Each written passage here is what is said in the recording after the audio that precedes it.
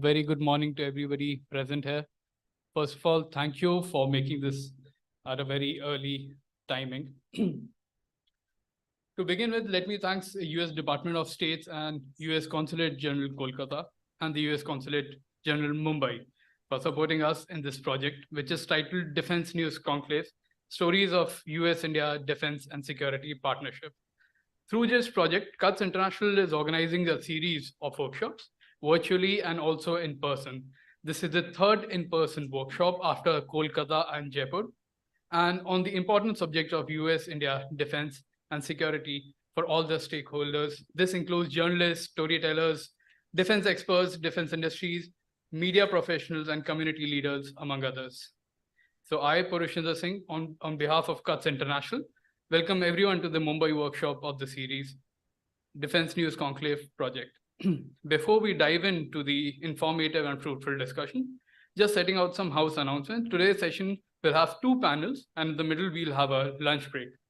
One, I would encourage the members of the panel to keep their cameras on during the session, and also everybody to keep their phones on silent or flight mode.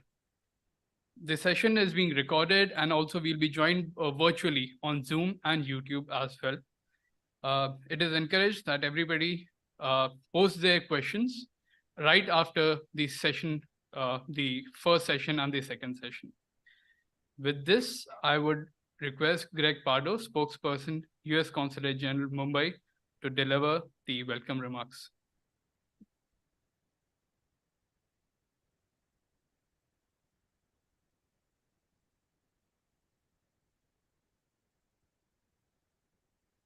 Well, hello, everybody. Good morning. It's a pleasure to be here. Like it was said, my name is Greg Pardo. I'm the spokesperson at the U.S. Consulate here in Mumbai. I know some of you from my time when I worked in Kolkata a few years ago, so it's nice to see familiar faces again. It's an honor to join CUTS International here again and welcoming you today as we continue the Defense News Conclave, stories of the U.S.-India Defense Partnership. And why are we doing this? That's the question that I was asking myself as well. And not in a cynical way, but in a skeptical way. It's like, okay, well, why is it that we're doing this? And it's because the relationship between the U.S. and India has continued to grow exponentially over the years, but especially during these past few years. And this past year, you see a lot of what has happened. It's not just what Ambassador Garcetti said yesterday at the ORF conference up in Delhi. It's not just statements, but deliverables that we're moving on. And so a lot of the skeptics and think tanks, whether it was here in India, in the United States, they're writing now, and a lot of these folks are my friends. They're like, oh wow, this is a year where a lot has moved. And today's event comes at the heels of the recent 2+2 ministerial dialogue that occurred in Delhi between our two governments, where again, we continue to advance our cooperation on counterterrorism, human rights, science, technology, trade, and of course, our defense partnership.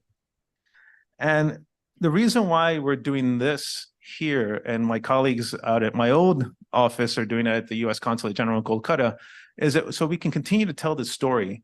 So we, as key stakeholders, whether you are in the military or retired from the military, or you're in the private sector, or you're in think tanks, or the media, we continue to see how this relationship grows and in what areas. And obviously my colleague at the U.S. Embassy will go more in depth into how the defense partnership has continued. But what is this for? Why is it that we're doing so much together? So one thing that Ambassador Garcetti said is not just co-production and cooperation on weapons, it's also on exercises, on things that can make, exercises that can make not only our two countries safer, but the region and the world. And more we see that the U.S. continues to look to India as a key partner. And it's the same thing from India looking to the United States, looking at us as a key partner.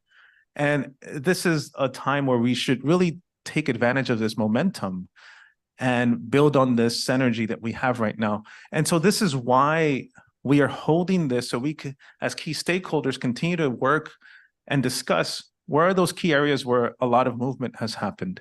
Where are areas where we need to fill in the gaps? What are some other opportunities that we are not seeing that we can capitalize on in the next few years?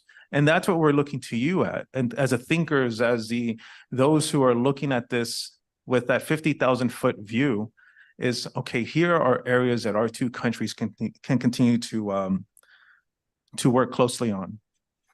And as I mentioned earlier, we continue to cooperate closely on joint exercises, information sharing, logistics networks, and interoperability with our communication systems.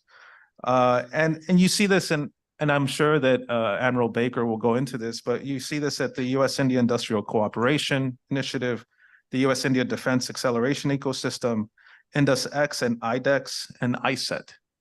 And one thing I do want to tell you is I was really happy to meet somebody right now from Deloitte, and I'm happy to see the private sector here, is that we also need to start looking at how do we incorporate universities into this. One thing that we've done in the United States over many decades is continue to work with universities in partnership with industries and our defense sector to develop new technology that we can use not only to protect our countries, but that benefits society. And so that's something that I really want to look at and encourage you to also look at as well. Just looking at it the most holistic way possible, because it's until we start looking at it in that way that we can start making more advances wherever we can. And again, I cannot emphasize enough how important the relationship between the United States and India is. I've been working on India for the past 11 years. I've worked in Delhi, Kolkata, and I'm in Mumbai, started from 2012 to now. A lot has changed. And in between there, we had some issues in 2013, 14. I won't mention what, but we overcame that because you saw how our two countries saw how important we are to each other, especially through our people-to-people ties. So please do capitalize on that. I encourage you to look at those aspects too and how you can incorporate the diasporas, people-to-people ties, academic partnerships into these efforts, because I know there's a lot that can be done in that sense. Anyway, I can sit here for hours to talk to you about how much I love the U.S.-India relationship, but there's somebody more important that can go more in depth into our relationship with the defense side, and that is Rear Admiral Michael Baker. He is our defense attaché at the U.S. Embassy in New Delhi, and he is joining us virtually right now. And off to you, Admiral. Thanks, Greg. Thank you very much. That's very, very kind and generous introduction. Good morning, everyone, and thank you for giving me the opportunity to engage with you this morning. I'm Rear Admiral Mike Baker. I am the senior defense official for the United States to India. And I thought I'd spend maybe 5 to 7 minutes with some prepared remarks to sort of frame the defense relationship, and then I should have some time for some questions. The U.S.-India defense partnership really is functioning at an all-time high. And moving ahead, I would describe us really operating along 3 lanes. The first is defense industrial cooperation. The second is what I call contemporary operational partnership. And then the third is future emerging domains for the defense partnership.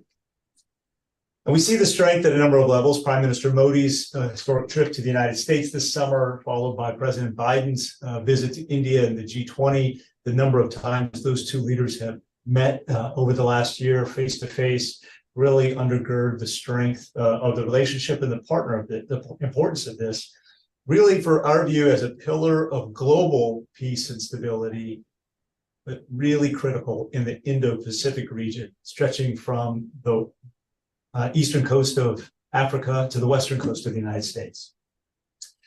We're working together in space, harnessing cutting-edge innovation there. We're working undersea, we're working above the sea, we're working on land to make this cooperation ever stronger. This past June, Minister of Defense Singh and Secretary of Defense Austin endorsed a new roadmap for defense industrial cooperation. Details of the roadmap can be found online, but the core of the plan is to partner together to accelerate and deepen the integration between our respective defense industrial sectors. The idea that make in India, make for the world is not only strong and good for India, but it is good for the India-US defense partnership. And we see a lot of this work that we do already together with Apache helicopters being made here, F-16 wings being made here, C-130 empennages, howitzers being made here. and a lot of these being exported back to the United States, who's the largest purchaser of Indian weapons on the planet. Details of the roadmap, like I said, are online, but I'll hit on a couple right now, where the United States and India pledged to work together to identify immediate and high impact opportunities to cooperatively produce the systems required to meet India's military modernization objectives and the US's contemporary military objectives. Almost immediately after signing this, we brokered a really important deal. This is on the idea or the agreement to co-produce high-end jet engines in India with the GE F414 engine, with a significant amount of technology transfer. Not only is this going to be a groundbreaking piece for Indian defense industrial sector, going to contribute to the Indian aircraft, the Tejas Mark II that will come in the future, but it is really a great sign of the amount of trust and cooperation that we have. Just a few short months later, we're already making more headway. If you saw the 2+2 statement, we share mutual interest to co-produce ground mobility systems. So we're working specifically towards an end goal on that. And we see more opportunities in key areas like munitions, intelligence, surveillance, and reconnaissance systems, underwater domain awareness systems, and in maintenance, repair, and overhaul. And on the note of maintenance, repair, and overhaul, I would note that the United States Navy has conducted 3 ship repairs in India over the last year. To facilitate future ship repairs, we recently concluded a master ship repair agreement with 2 shipyards in India, one of which is Mazagon Dockyard Limited there in Mumbai. This master ship repair agreement validates the shipyard as a yard pre-approved to bid on voyage repairs, shortening the timeline for bids from 30 to 10 days. And in some cases, only master shipyards with the repair agreements are even eligible to bid on work.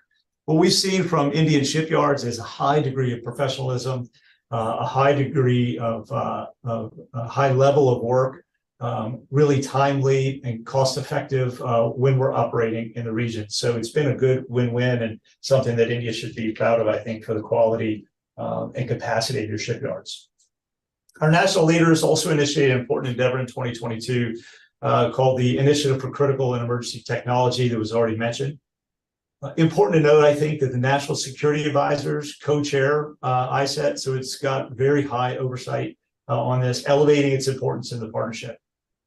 To help support ISET and as part of the Defense Industrial Cooperation Roadmap, the Indian Ministry of Defense and U.S. Department of Defense have launched the India-U.S. Defense Acceleration Ecosystem. That's a mouthful, but the common name we use is INDUSX.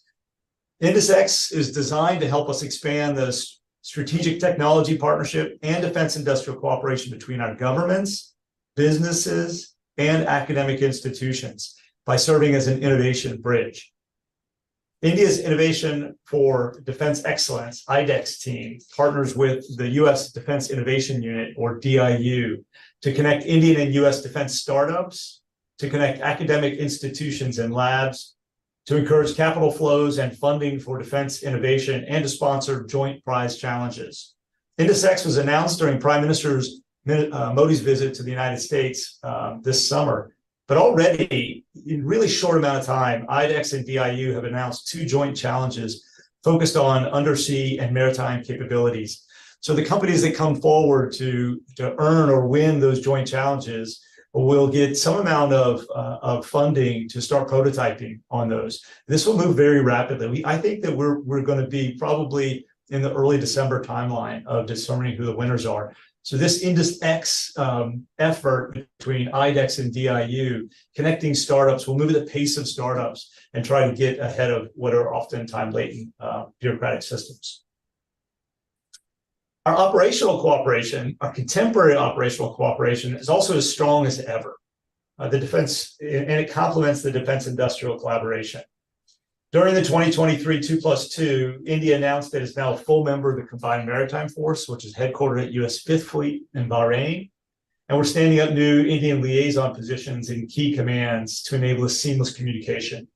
You know, for the United States, as we look at the Indian Ocean, in our command structure, the Indo-Pacific Command has the bulk of activity in that, but the Central Command and even the Africa Command and the U.S. structure operate in the space. So we're working with India to bring all 3 of those commands into communication and collaboration with India to make a more seamless effort across the Indian Ocean region.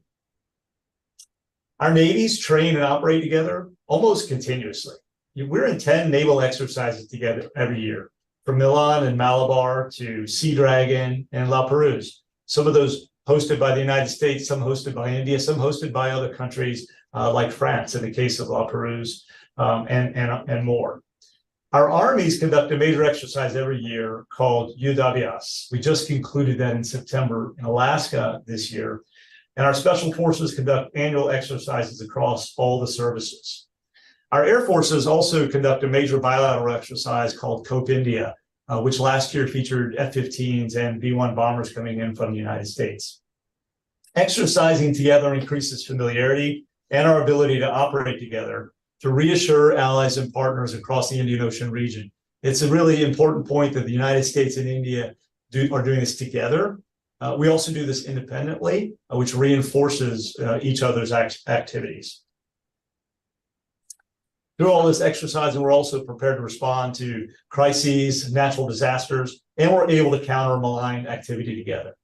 The beauty of all of these exercises is the amount of people-to-people ties that we increase. You find Indian and American military officers, soldiers, sailors, airmen, really your kindred spirits. And the more that we work together, the more familiar we become with each other, the more comfortable, the more confidence, and the more trust that you build. This is really a win-win, not only for the India and the United States, but for peace and stability across the Indian Ocean region. These partnerships that I talked about in the exercises, they stretch across the Indo-Pacific region as well. They start from Egypt in exercise Bright Star and move all the way out to Guam, and even sometimes into the Western United States and San Diego as the Indian Navy extends its reach. Right now, we aren't just focused on today's problems. We're also stepping up U.S.-India defense activities across multiple domains, from space to the undersea to cyber for the future. We're identifying new areas where we can work together to support each other's logistics needs. We're sharing ideas on space technology and AI, and we're working together to enhance cyber defense cooperation. It's no secret we face a challenging global security environment, and that's why we think it's important for the U.S.-India Defense Partnership to continue on this kind of positive trajectory. It's a reminder that we all have our part to play in advancing security and stability throughout the region and to the world, and we couldn't be happier with the direction that our defense partnership is going right now. With that, I will stop my prepared remarks and turn back over to the host. Thank you. Thank you for your second remarks. And a round loud applause, please. Thank you, Greg, for laying out the background of this partnership project. And we agree that India-US is at an all-time high partnership as of now. And thank you, Rear Admiral Baker, for your remarks. With this and moving forward, now I would like to request Vice Admiral Girish Luthra, former Flag Officer, Commanding-in-Chief, Western Naval Command, to please present his keynote address. And also in the audience, you would be given a survey form. I would request everybody to kindly fill it up, and the volunteers would be around to submit to them. Thank you. Good morning, everyone. Let me, at the outset, thank CUTS International, the US Embassy, and the US Consulates in India for inviting me to this workshop.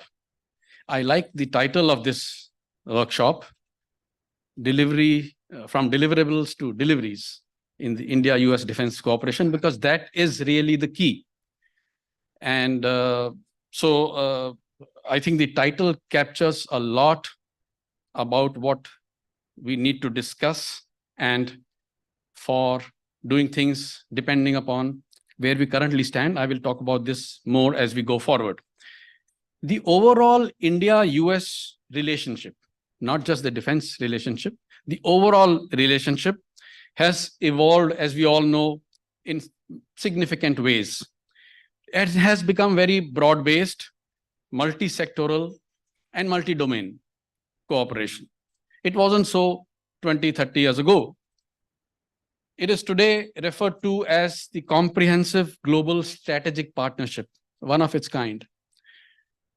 And it continues to deepen at a very rapid pace. Now, defense and security cooperation is central to the overall Indo-US relationship and partnership. And I would suggest that in the last 2 decades or so, particularly, it has not just been central, it has been actually a big enabler of developing cooperation in many other sectors. And the defense and security relationship between US and India, I would like to look at it from 3 specific areas. Call it pillars or areas or domains. The first one refers to cooperation on regional and global security and development. I would like to club security with development because that is how it is moving at present. Because security and development, whether it is Sagar or the broader approach of India and US, is to link security and development and not look at security purely, exclusively from the security focus, even with the expanded view of security itself, which includes, non-traditional threats and the broader sense of security.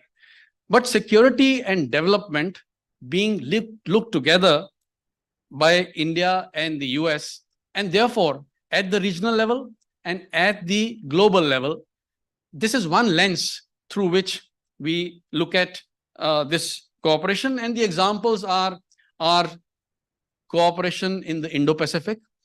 In fact, this cooperation has been central to evolving the concept of the Indo-Pacific, or to recognize not just the 2 of us, that is India and the US, but many other countries, for them to recognize that the Indo-Pacific is a coherent strategic space. It wasn't so in 2016.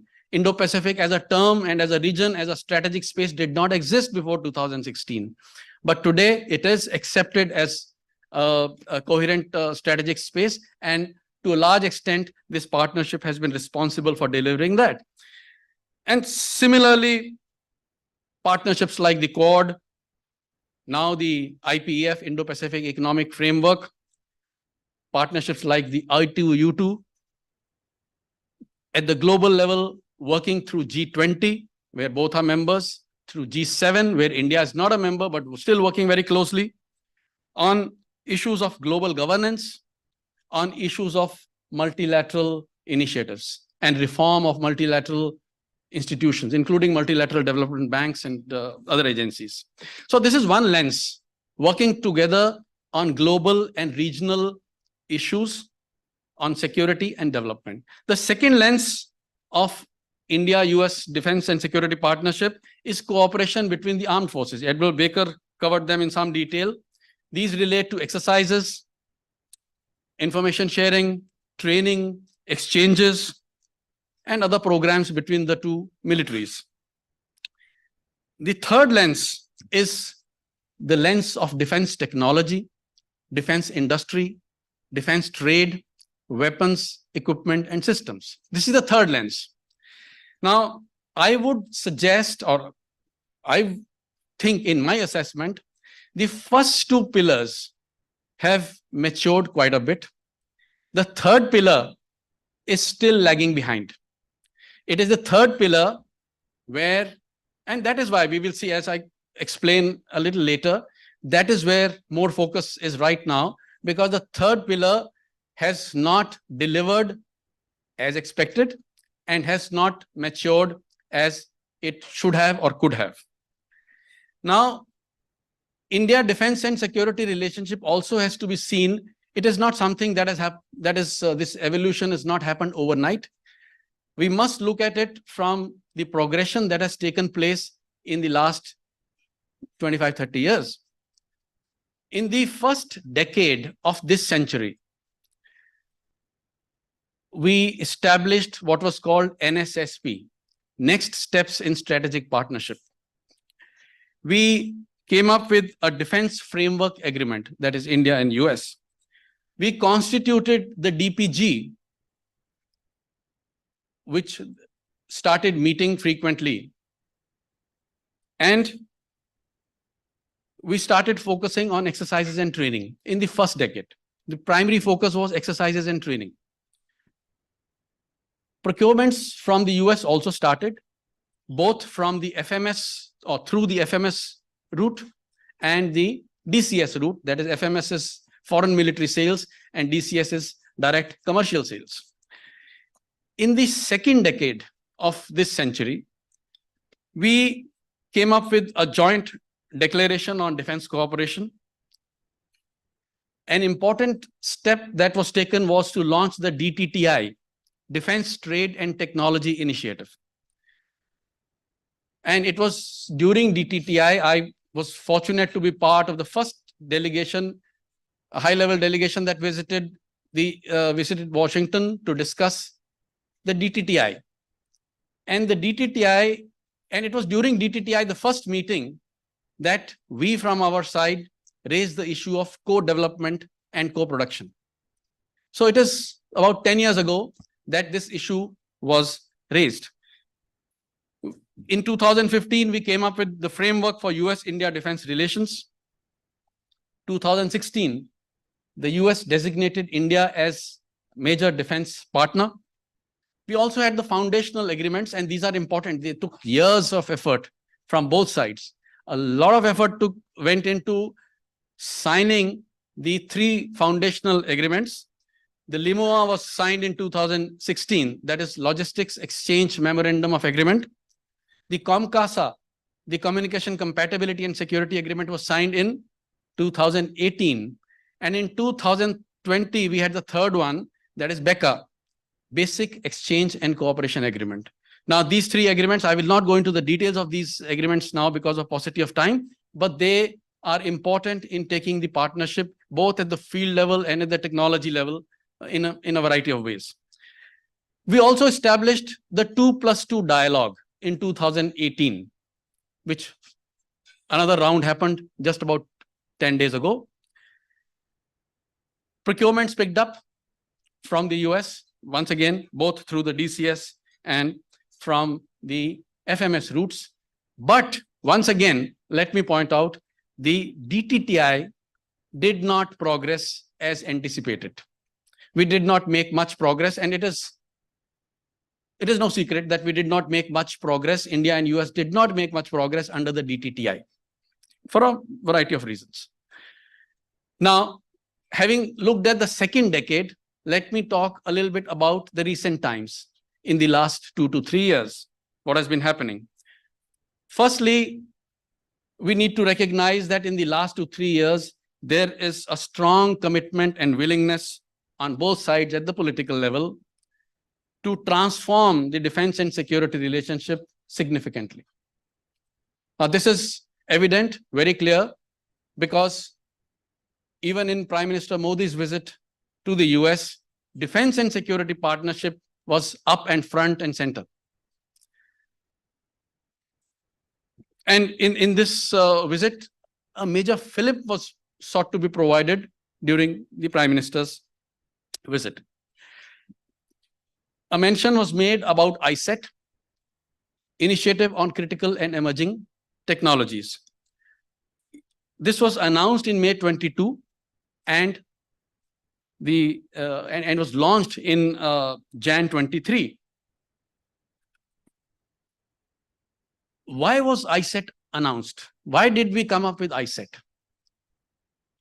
One of the reasons was that the progress under DTTI was inadequate. Simply because the ecosystem for making progress under DTTI did not exist. The overarching framework, the umbrella framework for technology and industrial cooperation was not in place. And that is why ISET was conceptualized. And ISET got formed.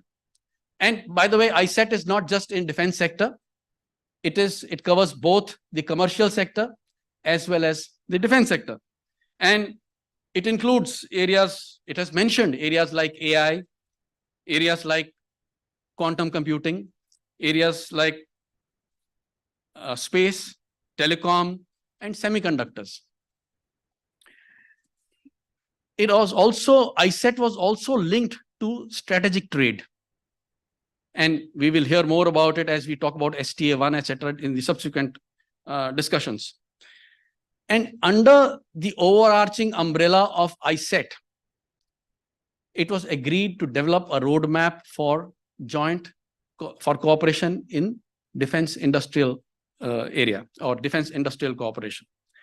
And accordingly, the roadmap for defense industrial cooperation, US-India defense industrial cooperation, was then finalized and announced in June this year.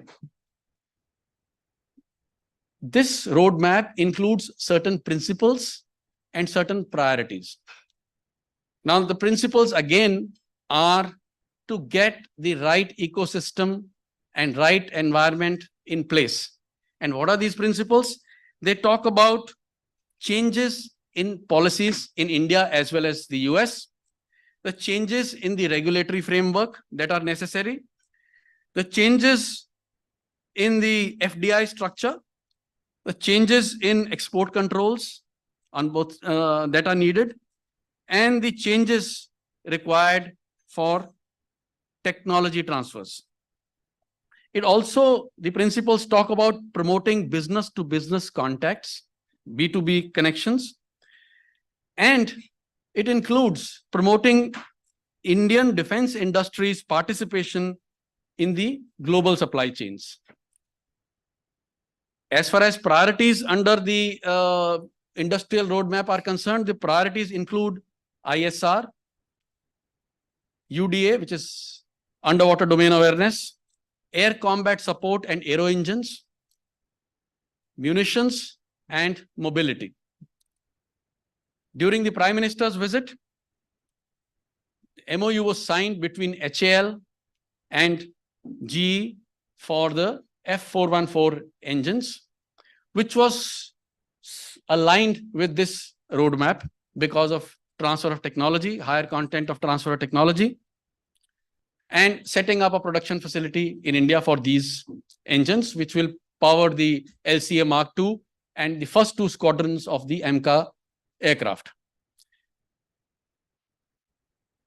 During the visit, Prime Minister's visit, there was also an announcement for, as you know, of the 31 MQ-9B drones.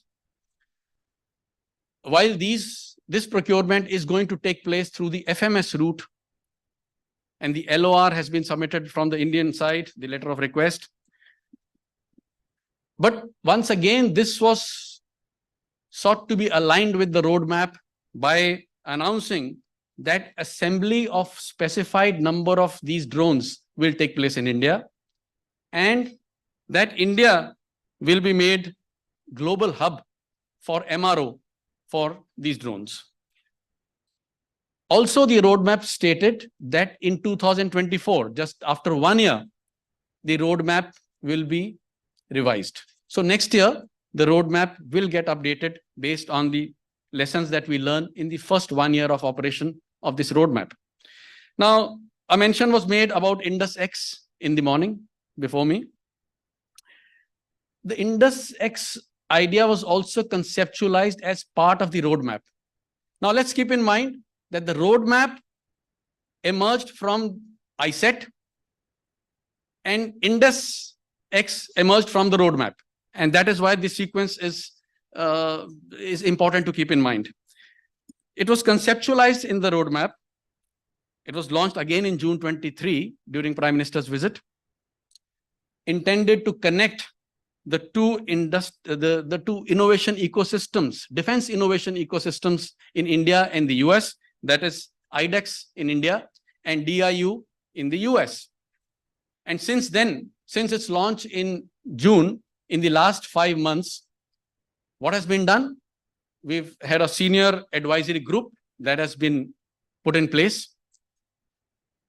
A joint challenge has been launched in early September, which should be concluded maybe by December, for 2 areas that was mentioned earlier in maritime ISR and underwater communications. 2 weeks ago, an investor startup meeting was held in New Delhi just before the India-US 2+2. And a few workshops workshops have been initiated between Indian IITs and the US universities. Here it is also important to keep in mind that an innovation handshake has also been established between the two commerce ministries. Very recently, just about 10-12 days ago, during the visit of our Commerce Minister, Shri Piyush Goyal, to the US. So, innovation handshake is again not just restricted to the defense sector, it is expanding to other sectors as well. In maritime cooperation, which has grown by leaps and bounds, and currently the focus is on, continues to be on expanding interoperability and on maritime domain awareness, in addition to many other areas. And very recently, India has become full member of the Bahrain-based CMF, that is Coalition of Maritime Forces. In the space sector, collaboration has been stepped up significantly. India joined the Artemis Accords in June this year. NASA and ISRO are working together on multiple fronts. This includes manned missions. It includes international space cooperation for International Space Station. And it includes NISAR satellite, which is NASA ISRO Synthetic Aperture Radar satellite, which is expected to be launched in 2024. Cooperation is also being expanded in the commercial space between NASA and ISRO and other space ecosystem, both companies and technology providers. And for the first time, the US Space Force, first time in the history of the US Space Force, a cooperation research agreement has been signed with an Indian startup. It has recently been signed for providing Earth observation and solutions for space domain awareness. Similarly, cooperation has moved on in counterterrorism and in the cyber domain. All these areas were reviewed comprehensively. And if you look at the joint statement issued just last week, after the India-US 2+2, it provides the range and depth and breadth of these areas that are being covered under the relationship. Finally, on all these areas, let me submit a few observations from my side on where we stand and how we are looking ahead at in the next 2 to 3. As I mentioned, next 2 to 3 years will be crucial, because the progress made to get the framework in place and to get the ecosystem in place is laudable, no doubt. And there is a very ambitious agenda, no doubt. But as the title of this conference suggests, the time for delivery begins now. And it is next 2 to, and when I say now doesn't mean tomorrow, because these things don't happen in a few hours. But I would say that the next 2 to 3 years are going to be crucial for moving from these deliverables to deliveries, to have some project which is actually a co-development and co-production project. We have none at present. Let's be realistic. There is no project which is a co-development leading to co-production. There is no such project. As I mentioned, DTTI, we've been trying since 2013 on this. There is no such project on ground. Let us have a project like that on ground. Today, it does not exist. And therefore, our time for delivery begins now, and now means next 2 to 3 years. It is also the time to look at Indus X. Yes, Indus X has started. Very good. Very nice. Startups coming into the fray. But let us recognize that in the defense system, a startup's contribution can become many times more if the startup is plugged into the larger systems, the larger weapon systems, and the larger equipment and systems. A small innovation has to finally plug into some bigger system. And we have to create the pathways for that.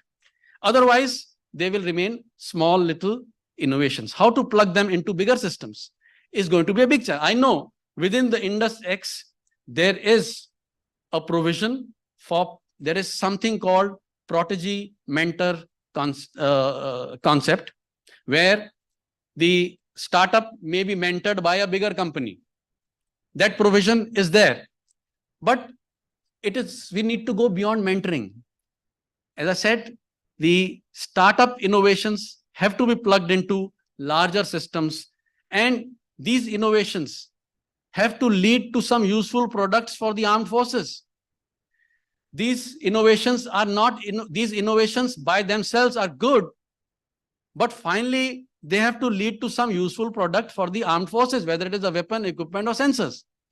And therefore, taking the startup innovation forward will be a major challenge again in the next 2 to 3 years. And that will relate to the same subject, which is the theme of this conference, that is deliverables to deliveries.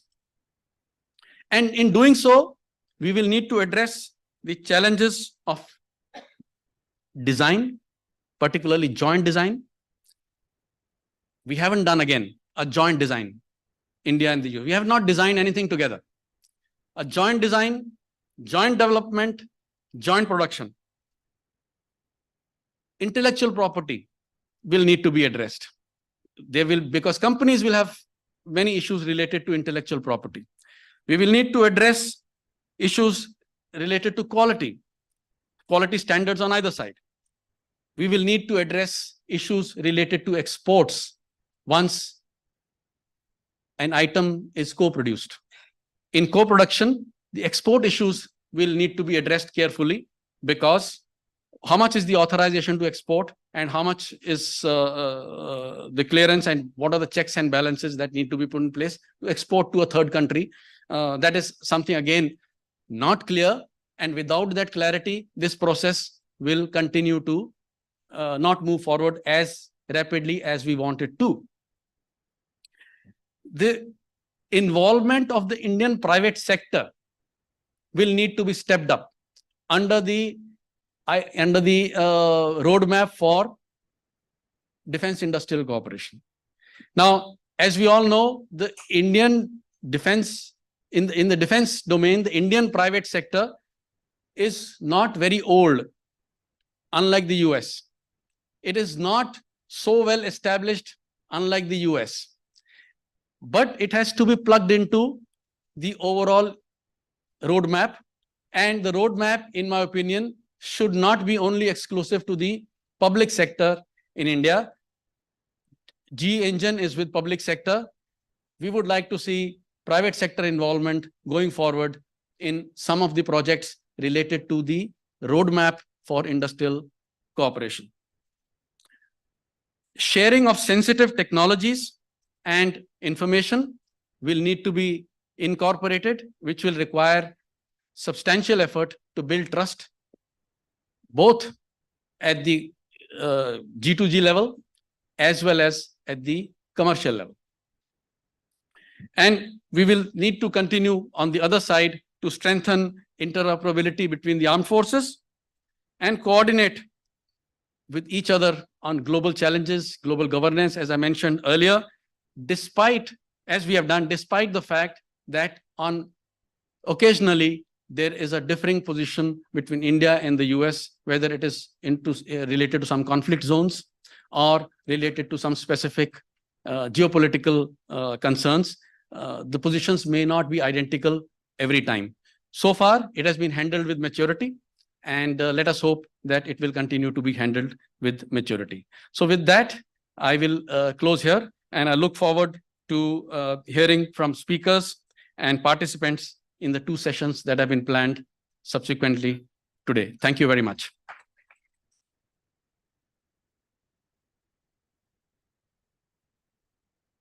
Thank you, Rear Admiral Luthra, for your in-depth analysis and background to this workshop. Before we dive into the fruitful panel discussion, we are still joined by Rear Admiral Baker here. And it's an opportunity for everyone here to ask questions. So Rear Admiral Baker, if you can hear us, we'll pick up 2-3 questions and then it's over to you. Okay. Sir. Thank you, Admiral Baker, for a very wonderful exposition early on in the morning. I just wish to draw your, attention and wish to listen to you on the fact that the urgency with which the threats are coming onto us, and when I say us, I mean India, and our partnership, I include the United States and several other countries that we are friendly with. The urgency of the threats are a lot faster than the way we are evolving our relationship. Indus, of course, wonderful initiative. By the time they start delivering, it's a long way off. So what are we doing to bring a higher, acceleration, if you will, into the relationship so that we are better prepared to face the threats that we jointly face? Thank you. Thank you. Thank you. What was your name? Sorry, could you just say your name and affiliation? I'm Lieutenant General Saha, and just for record's sake, an alumni of the US Army War College, 2009. Thank you. Thank you, General. Ma'am out there. Could you please pass the mic?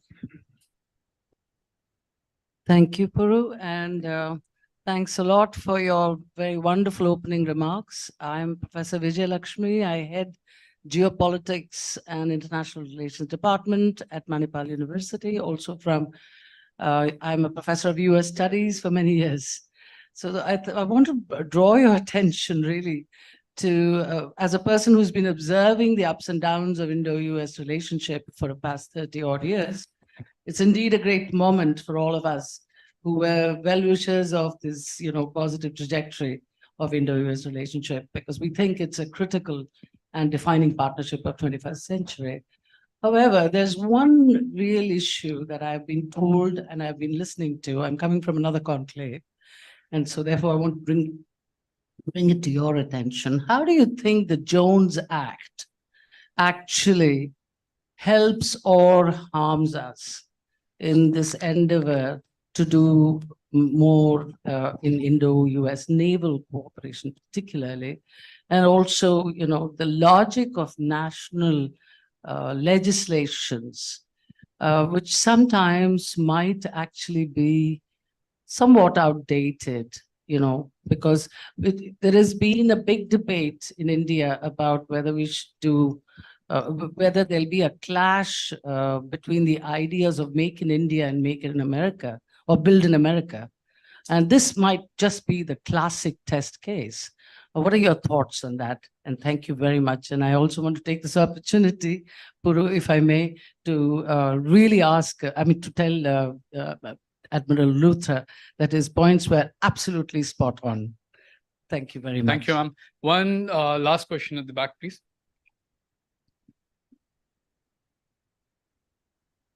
Good morning, Admiral. My name is Shashwat Gupta Ray. I am a journalist from Goa. My question to you is that more and more we see the nature of warfare is changing from more conventional to unconventional warfare, where the non-state actors are at play. We have seen what happened with Israel as far as Hamas is concerned, and we have been facing this for long. So all our defense cooperation, all technology, we talk about warships and carriers and the big weapon systems, weapon platforms. But how do you see US-India cooperation in tackling the non-conventional threats that is coming from the sea route and the air, and all of whether the drone attacks or from the sea or from the land, from the insurgents that we are talking about? So what do you think we can do? Because they are non-state actors, not controlled by anybody, and arrive through porous borders. So be it surveillance, be it securing the borders and taking them on before they come to our shores. So how do you think Indo-US cooperation can be a bigger play in terms of tackling the threat from the non-conventional warfare? Thank you. Rear Admiral, because up to you now. Over to you. Thank you very much. And I see there's one hand from Mandar Ransing that's online. I'm happy to take that question too, and then I can wrap up, and I'll have to get going after that.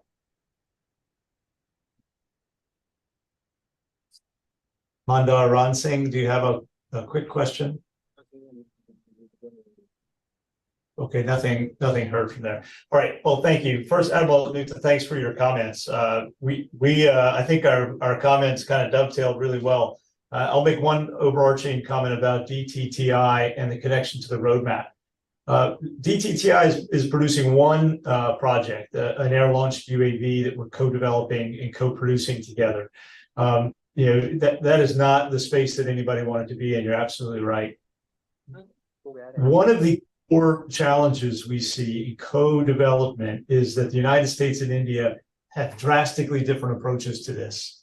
Whereas DRDO is largely charged with developing and taking through to production at scale through some of the public enterprises, new systems. In the United States, we don't really develop at that pace in that way inside of our government. DARPA does some very small, niche, exquisite kind of things, and has a very high failure rate. The other kind of development that we're doing for more contemporary systems, we fund that out into the private sector, and the private sector does that development. So the challenge we've had, in my view, doing this for the last couple of years with DTTI is marrying these two systems up in a way when there's a pretty significant difference. That's, I think, at the foundational point of the Defense Industrial Cooperation Roadmap, is that we would look through these 6 areas that we're ready to partner on very closely together, and government to government will come in with ideas top down, or business to business can come together with new ideas where we could co-develop something or co-produce something together. And we try to accelerate that through the system. And so you'll see each one of those priority areas get some attention on that. That's the new opportunity inside of the roadmap that we're aiming to tackle. So in every audience that I go to, I encourage Indian defense sector and the US defense sector to look at that roadmap, get together, generate ideas. And then what my job becomes is to help get over the regulatory hurdles, help get into the technology transfer, because those 6 areas have very high level attention in our countries. So just to put an emphasis on that, otherwise I think that the outline, the great remarks from Ramanuja, I agree with really to a high degree. For the first question from Lieutenant General Saha, thanks, sir, and thanks for fostering the people-to-people relationships here between India and the United States. You're right that urgency of threats moves faster than delivery. That is the key point of the INDEX element of this. IDEX and DIU have the ability to move more quickly through production or development of new capabilities and development of new, production of new capabilities, because they're working outside of a staid bureaucratic process, and because they're working predominantly with university research labs and startups that can move on these ideas quickly. We have had some good examples in the United States. I don't have them at my fingertips, but Mr. Doug Beck, who's the director of DIU, and who left a vice president position at Apple as the head of international business development in order to take on the DIU mission, was just here in India for the 2+2. And he cited a few of our examples where we've gotten through prototype and gotten into on the field use in small amounts really quickly, a matter of weeks to months instead of years to decades for new development and fielding of new equipment. The challenge that we've had, and the challenge that we've already identified in INDEX, is how you take the startup's ability to conceptualize, develop, and produce very quickly for small fielded capability, and how do you move it into scale? And how do you scale it then quickly enough that it gets into the system in a relevant way? That could be through some of the other bigger defense partners, defense companies, but there are some ways that we're working through to scale the startup piece, because that kind of speed for that is what's really important. That's why we had an investor summit a couple weeks ago, or investor meeting a couple weeks ago, right before the 2+2. But you're absolutely correct to identify that urgency of threats often moves faster than delivery of weapon systems. For Ms. Lakshmi, on your question of the Jones Act, you've really zeroed in on one of the things that's a challenge for the U.S. in some ways. Yes, the Jones Act restricts the United States Navy to purchasing warships that are made in America. It also goes into interstate commerce of shipping, that ships sailing from, let's say, Los Angeles to Seattle must be made in America. It's an old law. I'm not in a position to question the validity, the value of the jurisprudence of that law, but it's a fact. And so it does limit us on being able to build ships for the U.S. Navy together. It doesn't limit us in the ability to build ships for other countries together and to combine our know-how in some of that way. So there's ways that we could do that on the shipping side. But the fact of the matter is that the Jones Act does constrain our ability to partner on warships for American use. For Mr. Ray, Shashwat Gupta Ray, your question about non-state actors and how to tackle those will be a never-ending question, as non-state actors will continue to evolve, and states will have to do so as well. Here's a couple things that I think are key elements, though. The first is a good continuous sharing of information, and that happens in a number of ways. One, from the various information sensors that both of our countries operate, and the information sharing that we're able to do, making sure that we're keeping that on a continuous basis so we're all staying ahead of the threats. The second is the information line that you get from operating together. So India, now being a full member of the Combined Maritime Force, is going to open to India even more opportunities, more pipes for information of what's coming, at least through the maritime space in this region. I think that that's going to be incrementally helpful for India. And that back and forth that we'll get, what we'll learn from India, as India is also really the largest Navy operating in the Indian Ocean, will be a win-win. The second stream after information is the defensive systems that you really put in place. And what we're seeing right now is in the innovation has moved at a pretty good pace on the information, on maritime domain awareness, a little bit of the undersea domain awareness, through the unmanned realm. In Fifth Fleet, the U.S. Fifth Fleet out of Bahrain, Task Force 59 is a newly established task force, and maybe 2 years old, and it is a completely unmanned task force. And through that, we've been able to really rapidly field unmanned systems for surveillance across that operating space in a very quick amount of time. And it has been able to replace, from an awareness standpoint, regular U.S. Navy or Coast Guard shipping.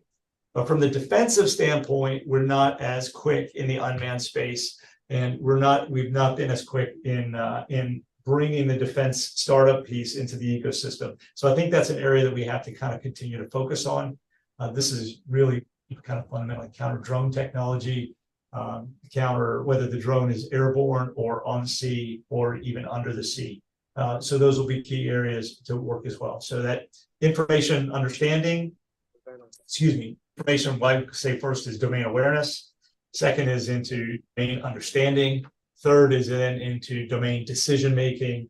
And that's got to then tie into a domain defensive system that can do something about it.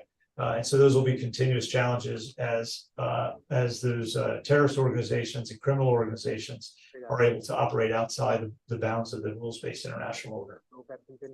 So I thank you for your time and for inviting me again today. Thanks for taking time out of your busy schedules to do this with our partners there in Mumbai. I appreciate the smart questions, and I wish I could spend more time with you and be there in person. If we schedule this again in the future, I'll do everything I can to be there with you face to face. Thank you all. Thank you very much for answering those questions and being here with us today. All right, with this, the stage is almost set.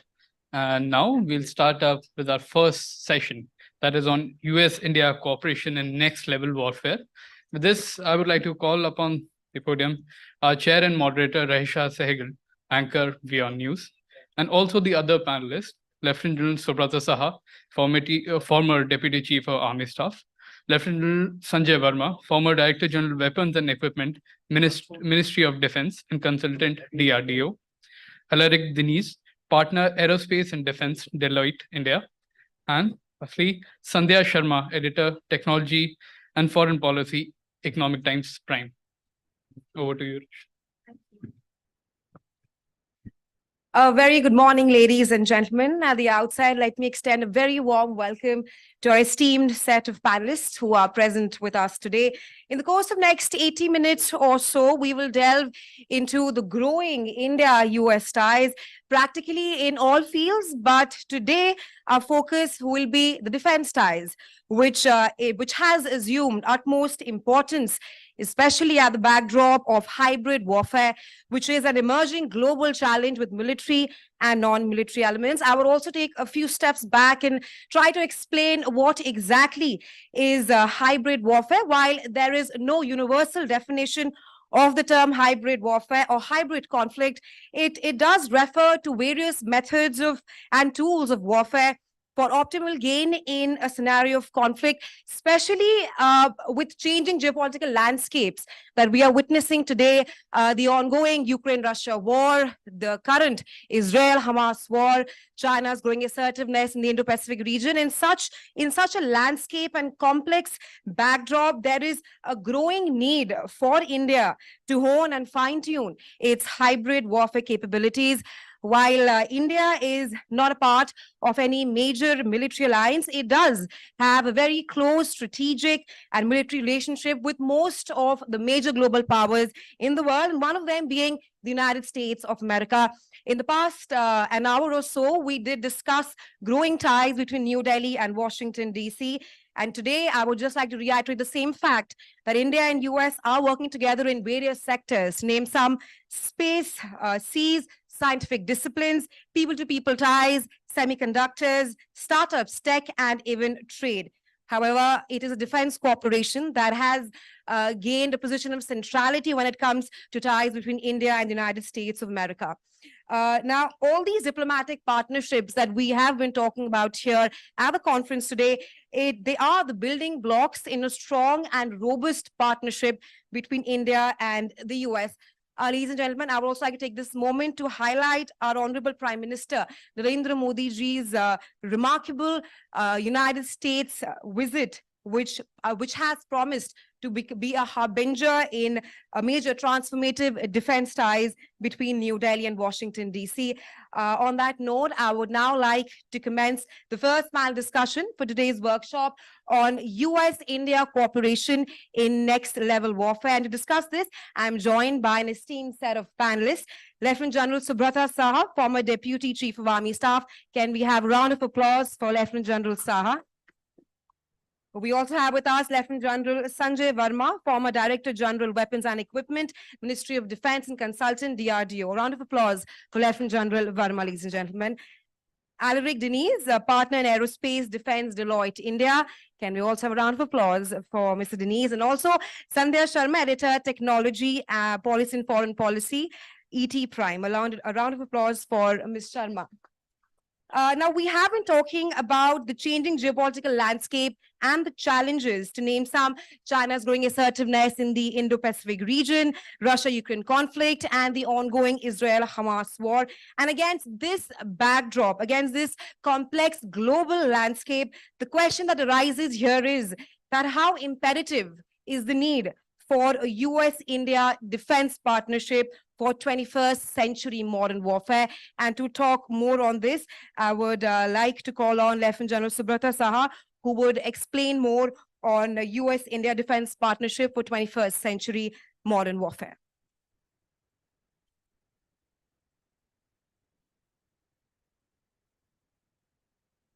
Would just get the PowerPoint on, please. I promise you not too many slides.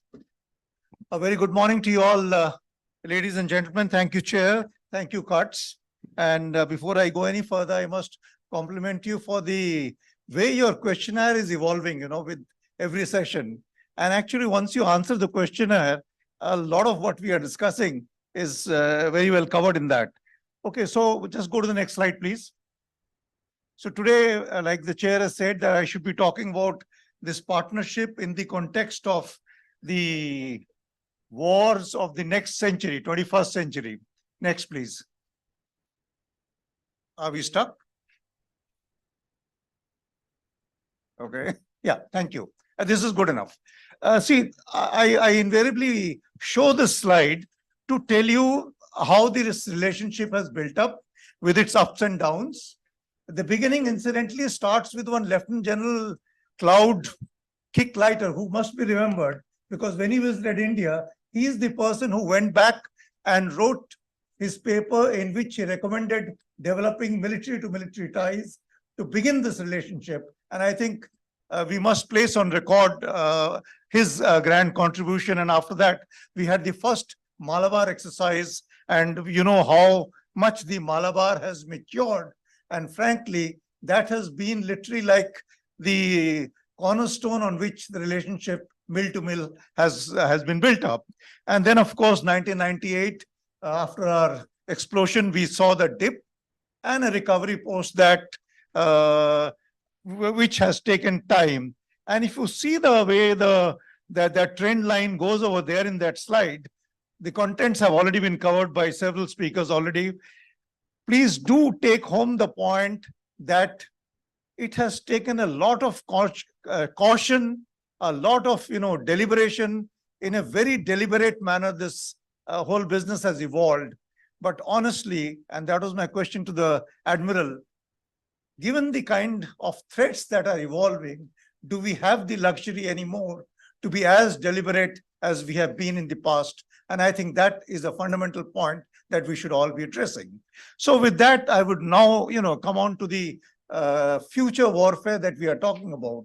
What is this future warfare? We are already in a state of gray zone war with China. And I'm not mincing words over here because that is the threat. And if we are in this gray zone war with China, where we have a nexus between China and Pakistan, we have a submarine base coming up in Bangladesh, we have a submarine base coming up in Myanmar, and we have a new government in Maldives, which in its first engagement with a minister from India has asked for withdrawal of military forces.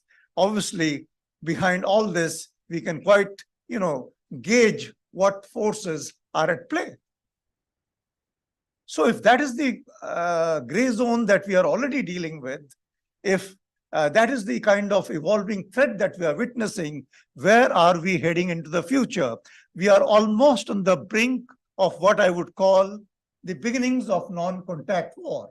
And what is this non-contact war all about? As you see it unfolding, what is it that we must be prepared, and how this partnership is important is we should be prepared for our space assets getting threatened. Whether with a view to decapacitate, destroy is a different matter, but definitely they will be threatened. And if they are going to be threatened, what can we expect as the effects of that threat on our communications, on our command and control, on our intelligence, on our surveillance, on the utilization of our sensors, as well as the weapon systems? Moving on to cyber. If you look at 2022 itself, you get a very clear sense of the kind of cyber threats that India faces and which are out in the open source. What is not in the open source, obviously, is a greater dimension. And I would imagine the same applies to the US. Sometime last year, we saw how the subsea cables of Taiwan were being cut. Imagine the extensive network of subsea cables that India has, and the importance of that with its connectivity with the rest of the world. If that is a looming threat, how are we prepared? How are we dealing with it? Can India deal with it alone? Can the US deal with it alone? The answer is no. A lot of like-minded countries have to come together to be dealing with threats that are emerging now. Moving on further from this, look at the speed with which autonomous systems are being developed, and not only developed, being paraded by the People's Republic of China every year. Isn't it giving you enough indications which way they are preparing for a future war? Can any country take on threats of this nature going into the future? We are talking about, information war, psychological war, propaganda. We are seeing influence war. We are seeing electoral war. I think all of us are reading newspapers the way the Canadian elections are being manipulated by China. So all kinds of vested interests, all kinds of cracks in the socio-cultural, political fabric of any country, those cracks are being identified and threatened. Can any country deal with these threats alone?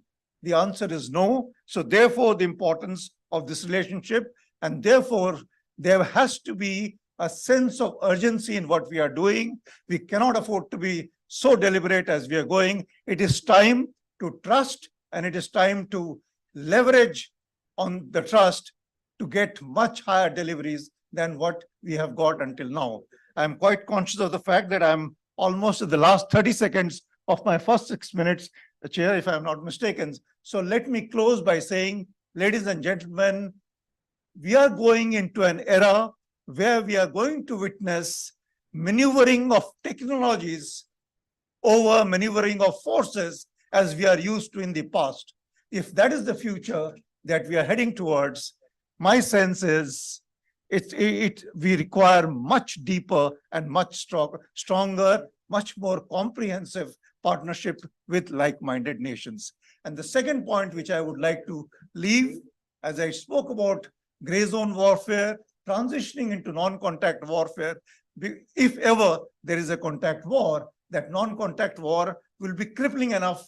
And to quote Warren Buffett, he once said during the 2008 crisis that there are many weapons of mass destruction today. Weapons of mass destruction are not applicable only to nuclear weapons. They are applicable as much to financial weapons. They are applicable as much to other fields. So the point which I am trying to make in this transition from gray zone to non-contact war, we are seeing an explosion of innovation, of technology to see how to cripple other nations. So therefore, the importance of partnership. And on that note, I will stop and wait for my turn in the second round to talk on hybrid warfare. Thank you, Chair. Thank you, ladies and gentlemen.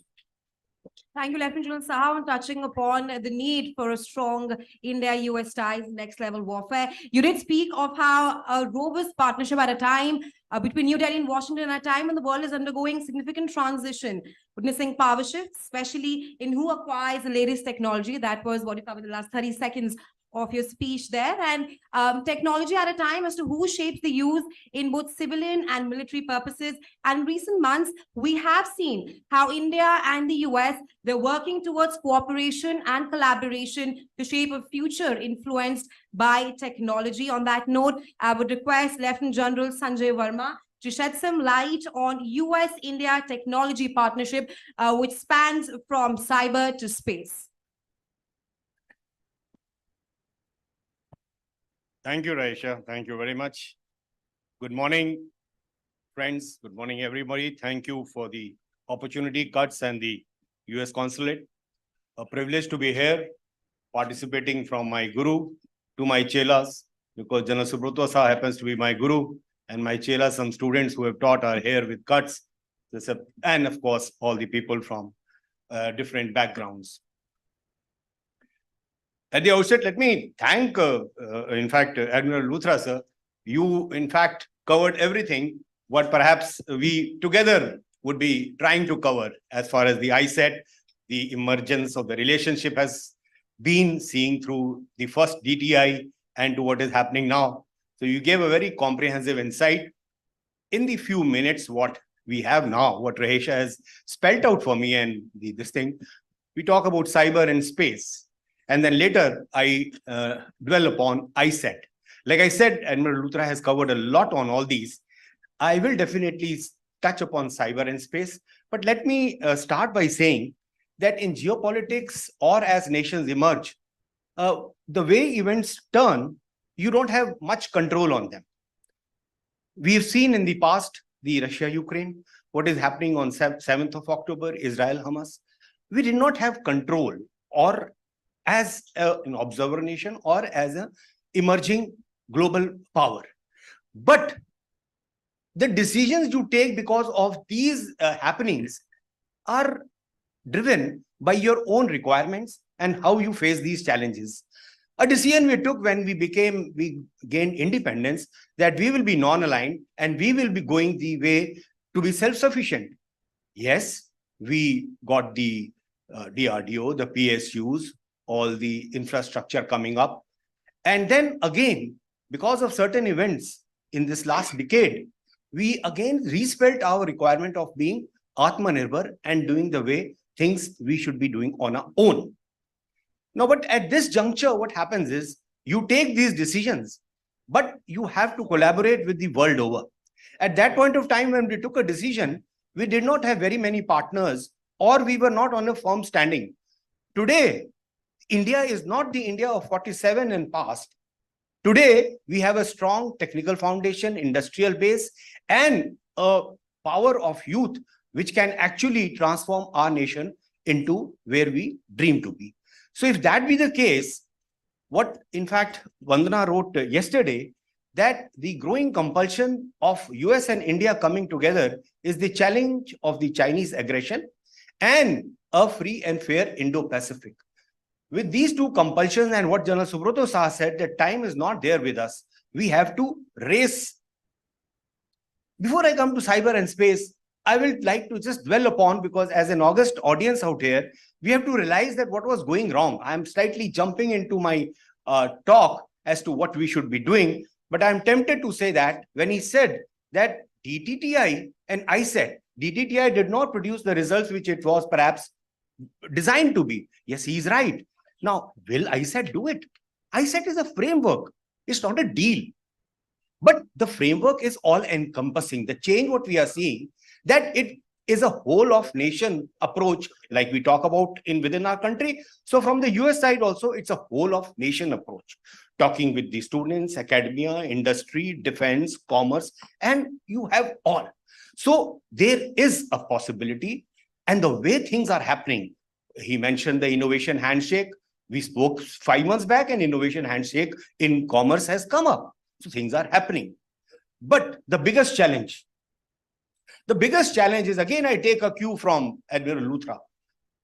Co-designing, co-development, co-production. Now, these are the challenges we've been facing throughout in our development cycle within our own country. As a man who's looked after acquisition cycle of major platforms and now engaged with the DRDO, this is the challenge we face every day. Our private industry was not robust or did not have the opportunity to grow in the manner which it is growing today. So we are one cycle behind. How do we cope up with dovetailing with the US infrastructure, where Admiral Mike said very categorically, he said their DARPA is not the driving force. Whereas we always talk about DARPA. Here, we understand and we take it that DRDO is the driving force. He said DARPA does a bit, the private industry does a lot. And he also mentioned one word, if you would have, there are multiple failures. As a nation, we have to be capable of absorbing these failures. Now, this has to be driven to all of us sitting out here, whether we are from the industry, whether we are from the academia, whether we are from the government. We have to realize that within our own country, we'll have to shift gears for this approach so that we can be successful. I just wanted to highlight these two issues because this is very important. We can talk about cyber, we can talk about space, because those are facts. Now, like we talk about, I do have to say a few lines on cyber. India is actually a driving horse for software. Everybody knows about it. Data analytics, computing. We have the force. So collaborating in cybersecurity, which is a threat facing the world, is, I think, one of the best things to happen. And the fact that the US has realized it, it recognizes the potential which our country has today. Now, which are the areas? We've already established a joint Indo-US quantum coordination mechanism. This is to facilitate research in the public and private sectors. Now, this is different. Beyond the public, private is also coming in. Now, there's another agreement where support joint research on quantum, artificial intelligence, and advanced wireless technologies.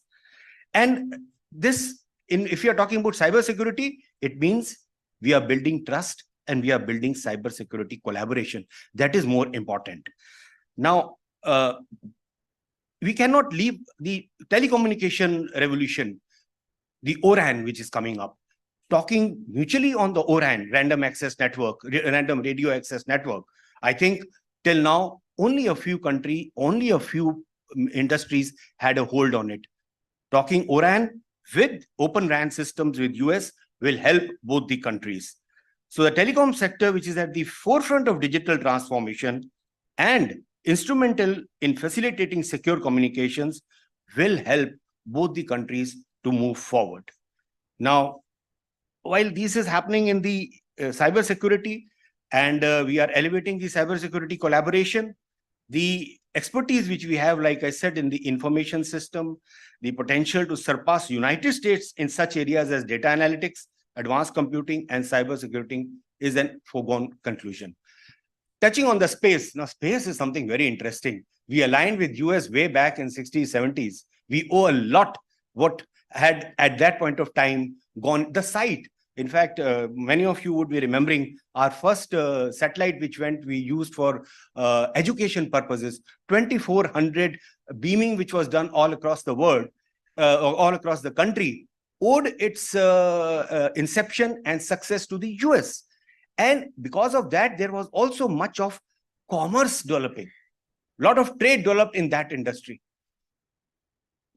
We have signed the Artemis Accord. I think now there will be a lot to mutually collaborate. The opening up of the Indian space industry to the private sector is something which we will all look forward to. And I think there we need a little bit of a more articulation in the civil space, joint space working group. The private players also need to be co-opted. The moment they come in, that civil joint services working group, which started in 2004, but now is maturing, will see a lot of positive results. I will stop here, and then in the next 6 minutes, we'll dwell more on this issue. Thank you. Thank you, Lieutenant General Verma, for highlighting the contours of 21st century ties, techno-geopolitics ties between India and the US.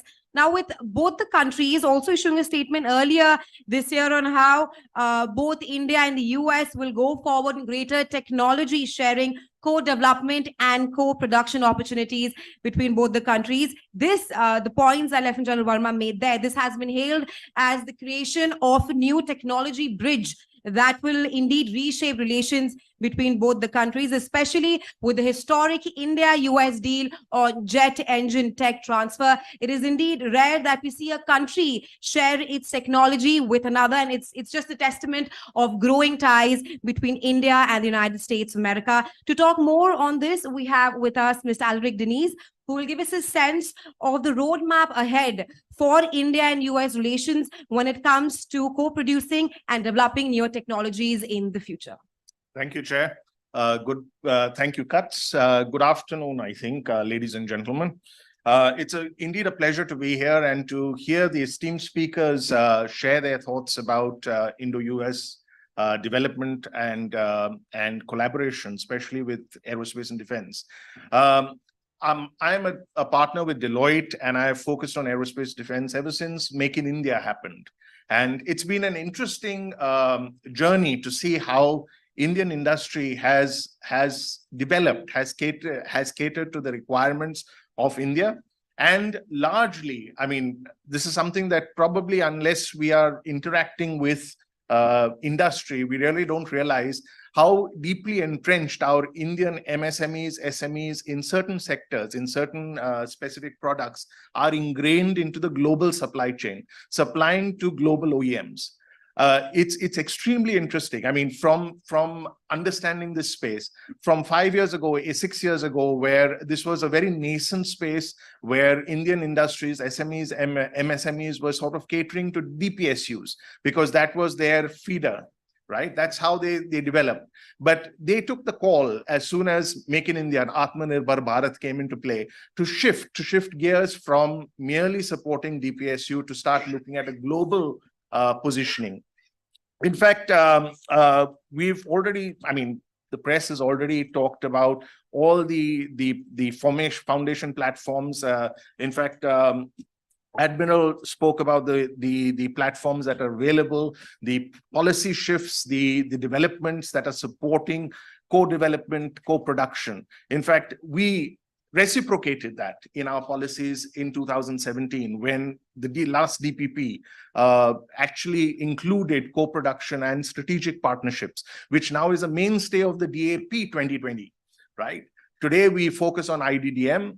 Today, we've sort of restricted the offset clauses within the programs. The thresholds are so high that without actually manufacturing and co-developing in India or manufacturing in India, it would be quite impossible to gain those offset claims. So fundamentally, the Indian ecosystem is changing. Policy is driving this. And this policy is not only to develop and drive Indian manufacturing, but also to develop, co-produce. Now, when I say that, essentially, how are we looking at that? I think our production, I mean, our defense procurement system should be looked at in 5 tenets. One is our self-reliance, focus on self-reliance and collaboration. We do understand now that we need to collaborate to jump the learning curve. We cannot do it from first principles. And to do this, we've set up the DAP. We've also initiated the PLI, the positive PIL, the positive indigenization list, where there is a substantial number of products, platforms, components, almost 4,600, 411 military parts, and close to 1,400 odd components, platforms, subcomponents, sub-assemblies, etc., which are included in those lists. This means that we are looking to see how we can co-develop and co-produce, because if these are all going to be banned over the next 5 years, right, we have to start from design. We really cannot come in and say, oh, we will only manufacture at a level. We need to start from design, because all of these are feeder inputs into platforms, into developing platforms. And until we understand the design, we understand the engineering behind it, these will fall short in the long run. The third is the resilience and reliability of our supply chains. We've done a study on supply chains at Deloitte, and we understand that as soon as we go down to level 3, level 4, level 5, we are dealing with adversarial supply chains. Okay, when I say adversarial supply chains, I'm talking about geopolitical risky supply chains, right? Now, this we do not see at the OEM level. This we do not see at tier 1 level. But when we get to tier 3, tier 4, tier 5, these are extremely prevalent. And this could break down our supply chains at any point in time. We've seen this happen with the Ukraine-Russia crisis, where Ukraine was a very key player in the supply chain, which has broken down, right? So essentially, these are constraints which we need to plan for. We need to have alternative solutions for. Domestic A&D industrial base, as I mentioned earlier, I mean, we are looking to, we have a positive indigenization list, and we are looking to support, because at the end of the day, without a commercially viable earning potential from the defense industry, it would be close to impossible for our industry to sustain itself. And these initiatives by the government have driven or have supported or provided impetus for the Indian industry to sustain itself. We also see changing policy with defense economy. We are focused more now on import substitution, on reducing outflow from the Indian exchequer, which automatically provides economic benefit. We also have changed our FDI policy, and we have had a watershed moment a few weeks ago when Saab were awarded or were licensed 100% FDI for their shoulder missile system. So I think India is sort of set in a very sweet spot, if I can use the word, to further develop and further collaborate with the US. And as our external affairs minister mentioned at a conference, this is only the beginning and the tip of the iceberg. I think we are poised for takeoff. And we see that impetus moving at a huge speed with the GE engines coming in, where there is going to be local manufacturing participation, where we see the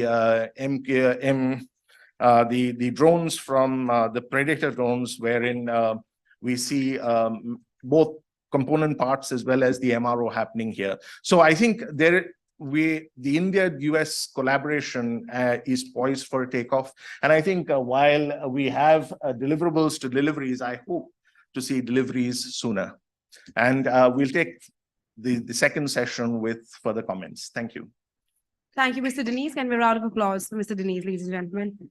Now, while we are talking about near technologies, defense pacts between India and the US, there's also a growing threat of misinformation being circulated regarding ties, especially US-India defense and security partnership, especially with the advent of social media, where everything is just a click away on your cell phones. It has become almost effortless to spread misinformation at today's day and age. And it can be way more lethal and dangerous when it concerns two countries.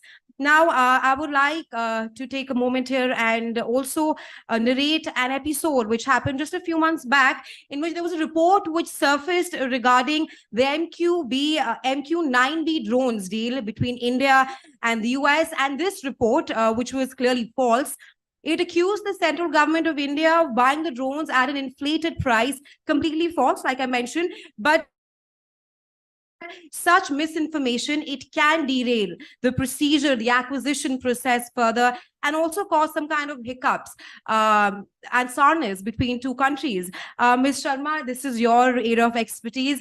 Help us understand as to how can we combat this menace of disinformation.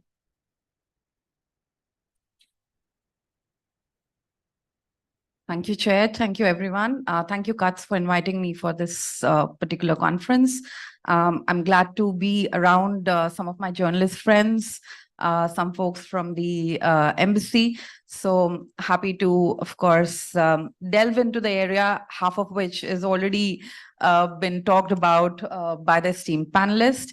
But I would like to start with the two joints that actually a bridge, I would rather say, between India and US. So trade and technology, the two T's. We are looking at two wars globally. There are tensions diplomatically, economic challenges. But given this backdrop, India and US have actually managed to bridge the relationship further. The countries were very much in conjunction prior to 2018 as well, but we can see a very deep partnership that's growing between India and US, and thanks to trade and technology bridge. Moving forward from there, I would talk about the recent 2+2 dialogue, where we saw Secretary Blinken, US Secretary and Secretary Austin, who are here in New Delhi. And it was, if I could come to the pointers, that it was Secretary Austin's third time in India and the second time this year, and Secretary Blinken's third time this year alone. So you can actually see the relationship growing. But the technology bit, of course, trade we are looking at, the technology bit is, of course, very tricky. We are seeing the advent of new age warfare. Everyone talked about hybrid. People talked about how everything is on a click of a button, right? You have your mobile phones where you are seeing news on a day-to-day basis. Twitter is the new normal for journalists and, of course, policymakers. So a lot of information that's trending on Twitter, we look at it ideally, maybe sometimes with a pinch of salt as journalists. I have a lot of journalist friends here where disinformation becomes a very critical topic, where we're always struggling if this news is correct. how to actually delve into the background of the news, what the news source is. So it's a new world. Of course, the elephant in the room is China. We are looking at a troubled relationship with our neighbor Pakistan, who's been backed by China as well. So the core relationship of India and US, you have to look into the Indo-Pacific domain. It's a very critical domain which looks into a range of aggressive moves by China. The country has been very much at the forefront in the Indo-Pacific, making a lot of strides. I mean, Philippines is one case. We're looking at things on our border. And we see things on ground, but at the same time, things are also happening online. There are a range of companies that are tracking what's happening in the geostrategic space. The geoimagery that comes in at the LAC is an interesting space to actually watch, purely because it's real time. We are seeing what's happening on the border real time. And as journalists sitting out of here in New Delhi, we actually have to verify a lot of facts. And the tech companies which are actually doing this real-time imagery sharing are becoming very critical to ensure that we are actually getting the real-time information about what's happening. At the same time, there could be non-state actors sharing information. The flip side of technology is you don't know who's online. The anonymity gives you the power, as well as the anonymity gives you the power to derail things. So it's an interesting domain where we are looking at technology cooperation. IndusX is another great leveler. It's a great place where two ecosystems of two countries are coming together, ensuring that there are investments in strategic tech, that dual use technologies, which are being used both by India, United States, and countries like China and other countries I wouldn't like to name.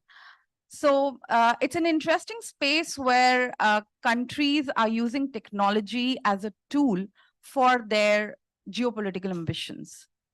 It's a space where we as journalists, I mean, I have so many journalist friends here in the room. We as journalists have to see what news sources we are following. Of course, Twitter becomes a critical tool for journalists to see information, but at the same time, issues like deepfakes becomes very relevant for all of us, purely because we are looking at news sources, we are getting information, we are vetting information. So how do I go about my daily work? I look at information, what's coming in.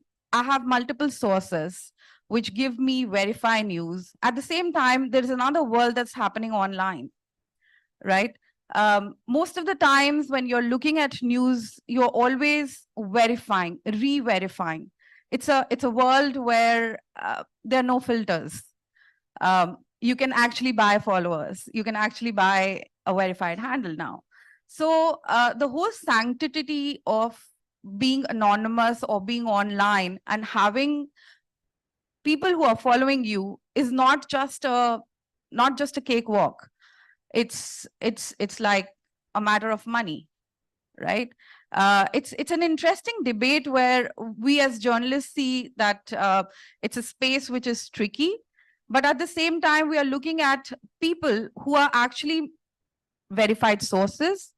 You can go back to your ministry sources, re-verify the news, but at the same time, as journalists in the whole game of filing the news first, we get in the web of this filing it quicker versus filing it correct. So I think filing it correct always is a policy that I follow. Of course, I recheck from my MOD sources, MEA sources, the information that I'm doing. Of course, I mean, it could be coming from a verified handle. It could be coming from a verified website. Website could be hacked, defamed, right? So it's an interesting area where we as journalists deal with. Of course, hybrid warfare, propaganda warfare, these are the big words, right?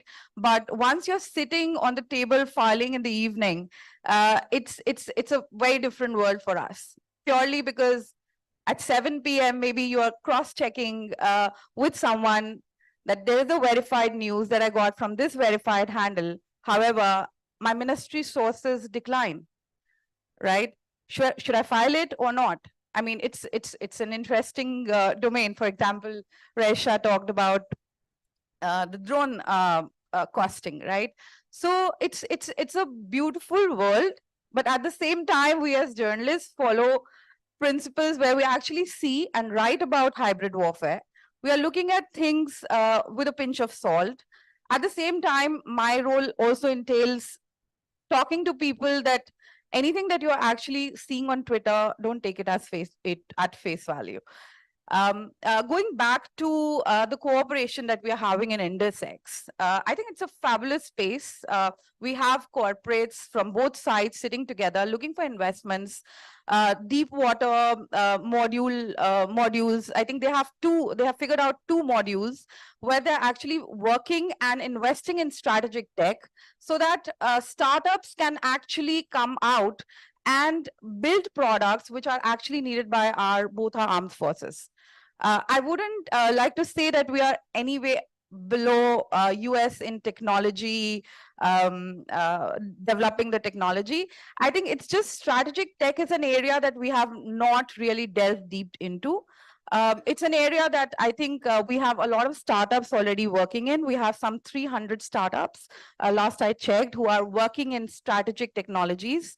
And they're working in to ensure that the both sides actually share technology, co-develop, co-cooperate, and of course come up with products which are actually used by our own defense ministry and DIU for that matter. I had a chance to interact with the DIU chief who was here last Diwali, the Diwali weekend. And I realized that there is a lot of room for growth for strategic tech. Not everyone is invested in it. Not everyone understands about it. But at the same time, I see both the countries have a very similar approach, purely given the environment that we are in the Indo-Pacific.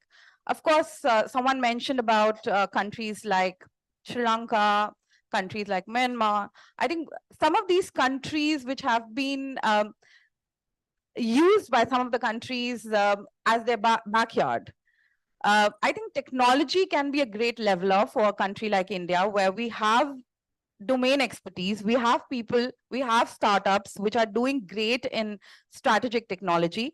I think it's a domain which is not very well explored by our investment folks. I think that's where I feel that we can come and collaborate here. Other than this, I would like to talk about, I mean, of course, I write a lot on China.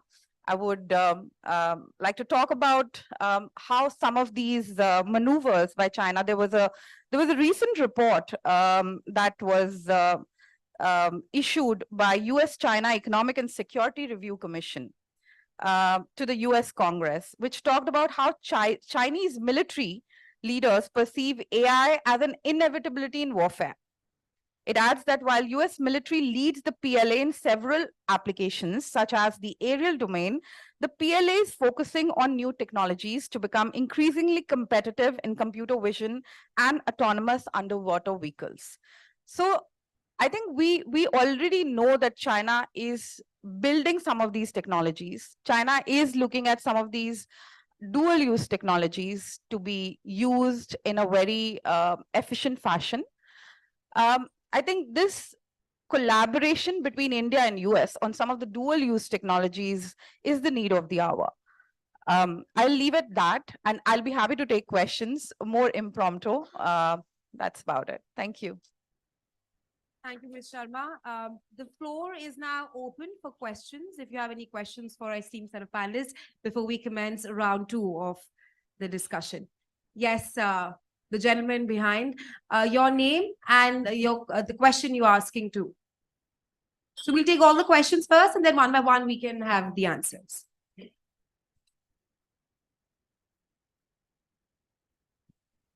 Greetings to all. This is Vaibhav Agrawal, editor, Business Upturn Asia, and senior defense journalist from Raksha Nirveda. My question is for Lieutenant General Saha.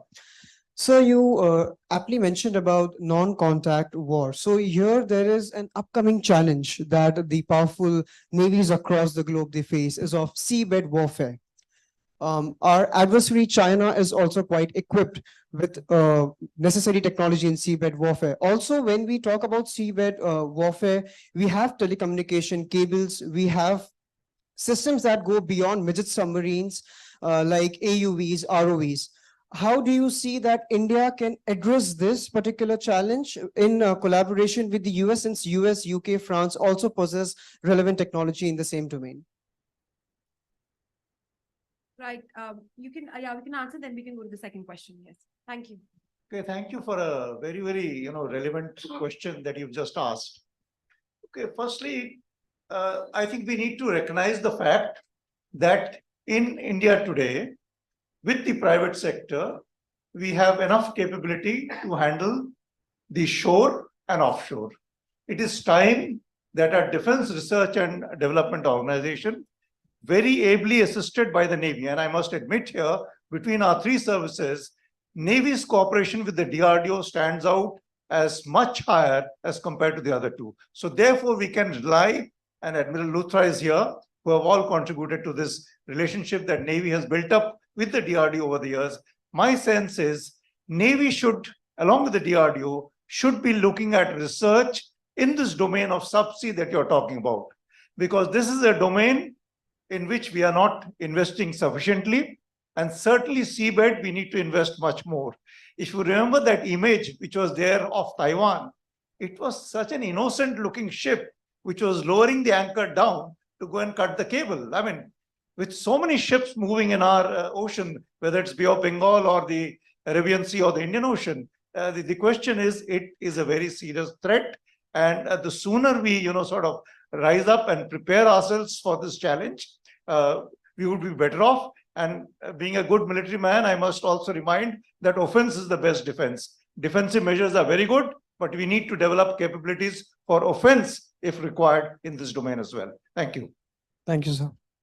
Thank you, Lieutenant General Sahai. Any more questions? Yes, the gentleman behind, then we can come to you as well. Good afternoon.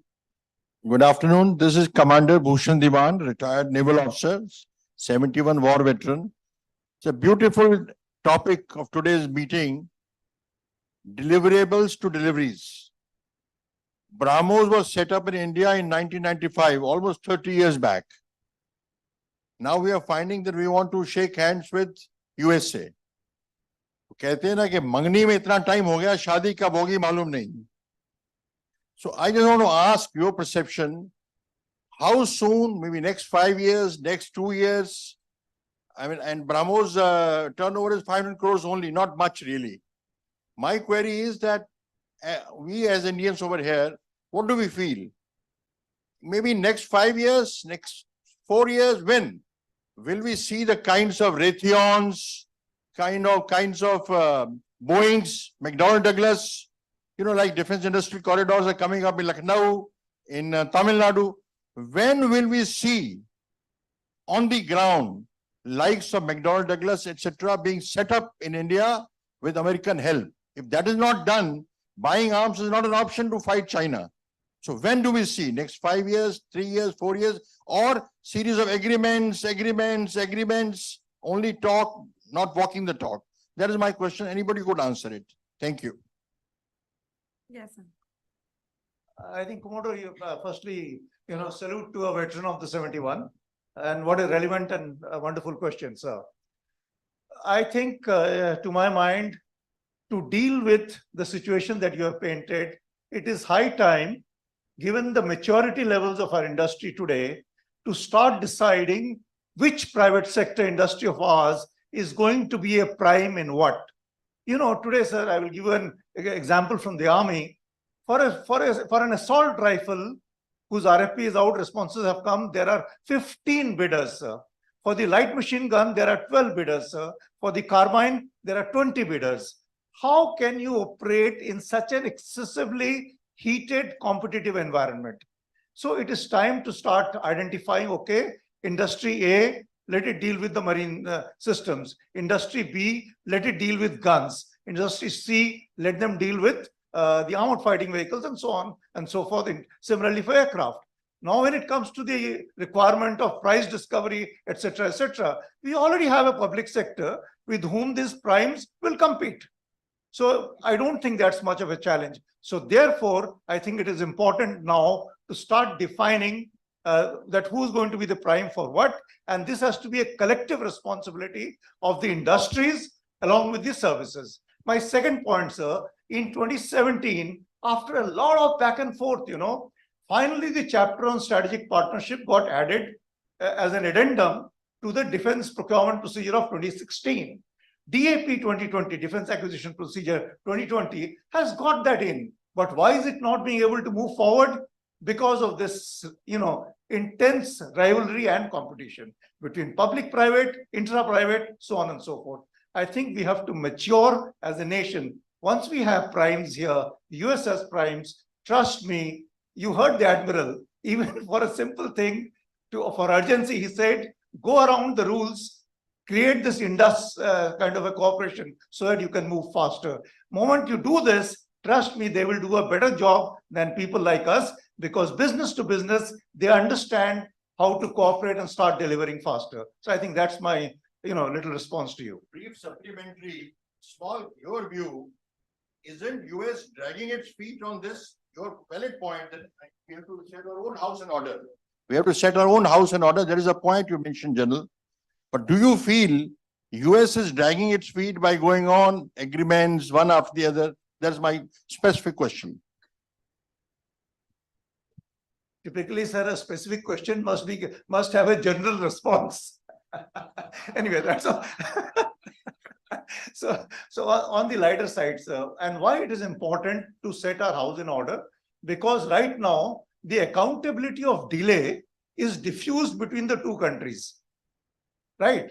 If we do our definitions well, I think then this business of trying to get away will go away, because we would have set the stage better to get deliverables from these agreements that you're talking about, agreements after agreements. Any more questions? Yes, please. Good morning, panel. My name is Shashwat Gupta Ray. I'm from Herald Newspaper, Goa. I have two questions, one for General Saha and one for General Verma. General Verma, starting with you, as far as the DRDO is concerned, basic complaint with DRDO is deliverables and deliveries. Promising big technologies like the INSA smart soldier system or the robotic soldier system, and all those promises nowhere to be seen on ground. So why, what is happening with DRDO as far as promising new technologies and not delivering it? Or where are they getting stuck every time? Why we are going to drawing board every time? And General Saha, my question to you is, 1998, we had the nuclear test, which starts with your slide. And George Fernandez, the then defense minister, had said that China is India enemy number one. Then we have Indo-China hand-in-hand terrorism cooperation. We have Chinese soldiers sitting in our soil and doing exercises with our army.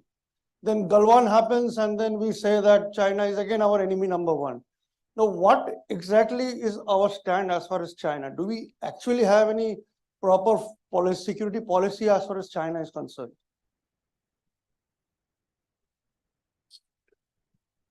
Well, that is the question which I expect the most, being with the DRDO now, and also having handled acquisitions for a long from the other side when I was in uniform. DRDO has had a fair share of successes and fair amount of, I won't say failure, but inability to put the platforms into the hands of the user. Why is it so? Needless to say that there are certain serious technology voids within the country. We all know that. Whether it is in the aerospace industry, whether it is in the automotive portions, we lag a lot in our basic engineering skills and designing. Have we ever designed an automotive engine? We are looking at a GE engine. Within the country, DRDO or any private industry, have we designed engines? Have we designed auto transmissions?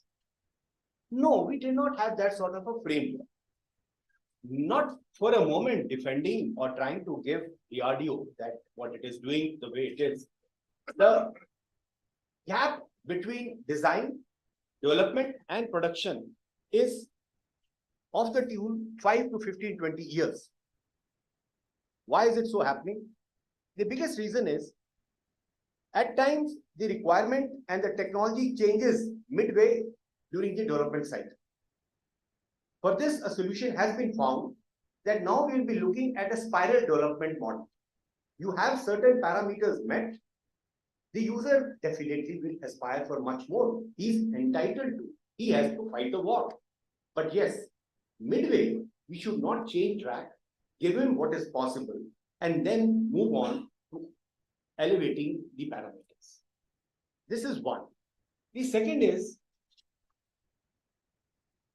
it is only in 2017 that a development cum production partner or a production agency model has been adopted by the DRDO. What do I mean by this?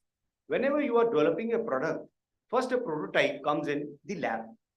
The lab is trial evaluated, it is okayed by the user, thereafter it goes to the production cycle. Now these are two distinct phases. One is development, design and development. The second is production of the platform in the way the user wants to use it. These were two totally distinct activities. This was taking 5 to 10 years for development, another 5 to 10 years for production, because remember, our industry has to absorb this technology. 2017, the DRDO has come up with a model DCPP. Now, ab initio, when a project is taken up, a development cum production model will be production partner will be taken on board. Now, how does it help? He becomes a partner right from day one. Whatever prototype is being developed, he is involved in that. Whatever design changes, he is party to us. And now the trial cycle becomes compressed. So in the coming times, we will see certain platforms which will be maturing in a faster time frame. So these two issues, and third, of course, is a perennial issue with R&D in our country, that we need to invest, put in more budget. We cannot be looking at an annual allocations.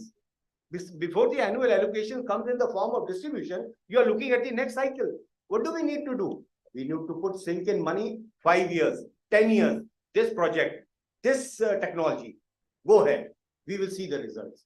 So we need to have bold initiatives.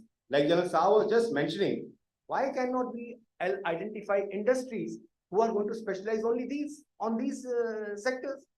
So similarly out here, give a free hand to the development agency that this is the fund available for the next 5 years.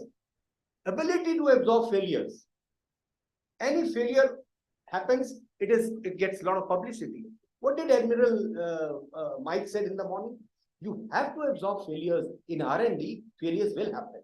So the issue has been taken into with a lot of seriousness. Changes are taking place, and the way the DRDO is approaching, a lot of synergy has taken place with the user. Why are we seeing success models in the Navy and Air Force? General Saha mentioned it because he has seen it. I am seeing it now, that the ability for Navy and the Air Force to integrate with DRDO and get platforms is much faster. But things are happening, not to be dismayed or not to get disappointed about. It will improve. Thank you. Okay, so thank you, Shashwat, for a wonderful question again. You know, you spoke about 1998 nuclear blast, George Fernandez statement, enemy number one. Let me add one more to your chronology. 1999, what happened? Kargil, right? What was China doing during Kargil? You are a seasoned journalist. China was making a very slow creep along the northern banks of Pangong Tso. This whole drama of Finger 4 started that time. Okay. So when George Fernandez made the statement, I do not know whether he factored this or not, but this is a fact of the ground. Okay, but that having been said, why do we remain in this, sort of state which is a bit amorphous in the way we try to define this relationship? Now, on this note, actually, we are not alone. Haven't we heard president after president of the US talk about the peaceful rise of China? Whether it was Bush, whether it was Obama, didn't we keep hearing it? So the point is, I would imagine nobody had visualized this kind of aggressiveness that we are witnessing since 15th November 2012.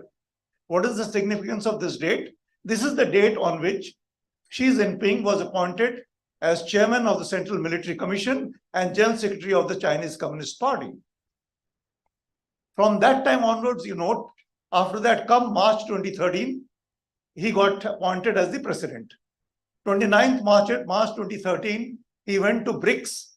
In Durban, he made the statement, we should solve our boundary problem with India as soon as possible. Indian media was gung-ho. Wow, our border problem will be resolved. And 17 days after that, we had the Depsang face-off. You remember Depsang in April of 2013? The longest face-off. We were used to 2 hours, 6 hours face-offs. 45 days a face-off took place. And after that, we saw one after the other these long face-offs. So the point is, I would imagine we allowed them to show their hands, and as much as anybody else in the world did. Okay. So that is on the military to military side. Look at the economic dependency that we have got into with China. How do you justify that the same year in which we had Galwan, our trade with China went up with 45%, mostly import? So when you are in such a trade/economic interlock, how long is it going to take? How much visualization is it going to require? How much investment will it take to be able to come out with that? I'm not very sure. If I were to go by what Mr. Banga, the president, had said recently during the G20, even now people are talking about China +1 when it comes to supply chains. When it is going to be different, I don't know. And India cannot operate isolated from the rest of the world. It has to move with its friends and partners, as it were, on how it is going forward. So therefore, I dare say that, to have a very clear-cut black and white is not going to be easy. It will be amorphous. There will be gray in which we have to operate. Thank you, ladies and gentlemen, for that set of questions. We'll now commence the second round of our first panel discussion. Now, we've spoken here at length about the importance of hybrid warfare, but Lieutenant General Saha will now help us understand the various dimensions of hybrid warfare, which is generally pegged on the abbreviation DIME, D-I-M-E, which stands for Diplomatic, Information, Military, and Economic. General Saha will also shed some light on the strategic partnership between India and the US in times to come. And I would also request our panelists to please keep their speech limited until 3 minutes. I'm afraid we're running out of time. General Saha, over to you. Okay, so let me save the first minute by not going there. And I'll do it from here. And also, thank the chair for, in her opening remarks, she had tried to define what I call the undefinable, i.e. hybrid war. But, that having been said, that's on the lighter side. Right. Don't take me amiss. India has great experience in hybrid war. Why? 47, 48, what happened?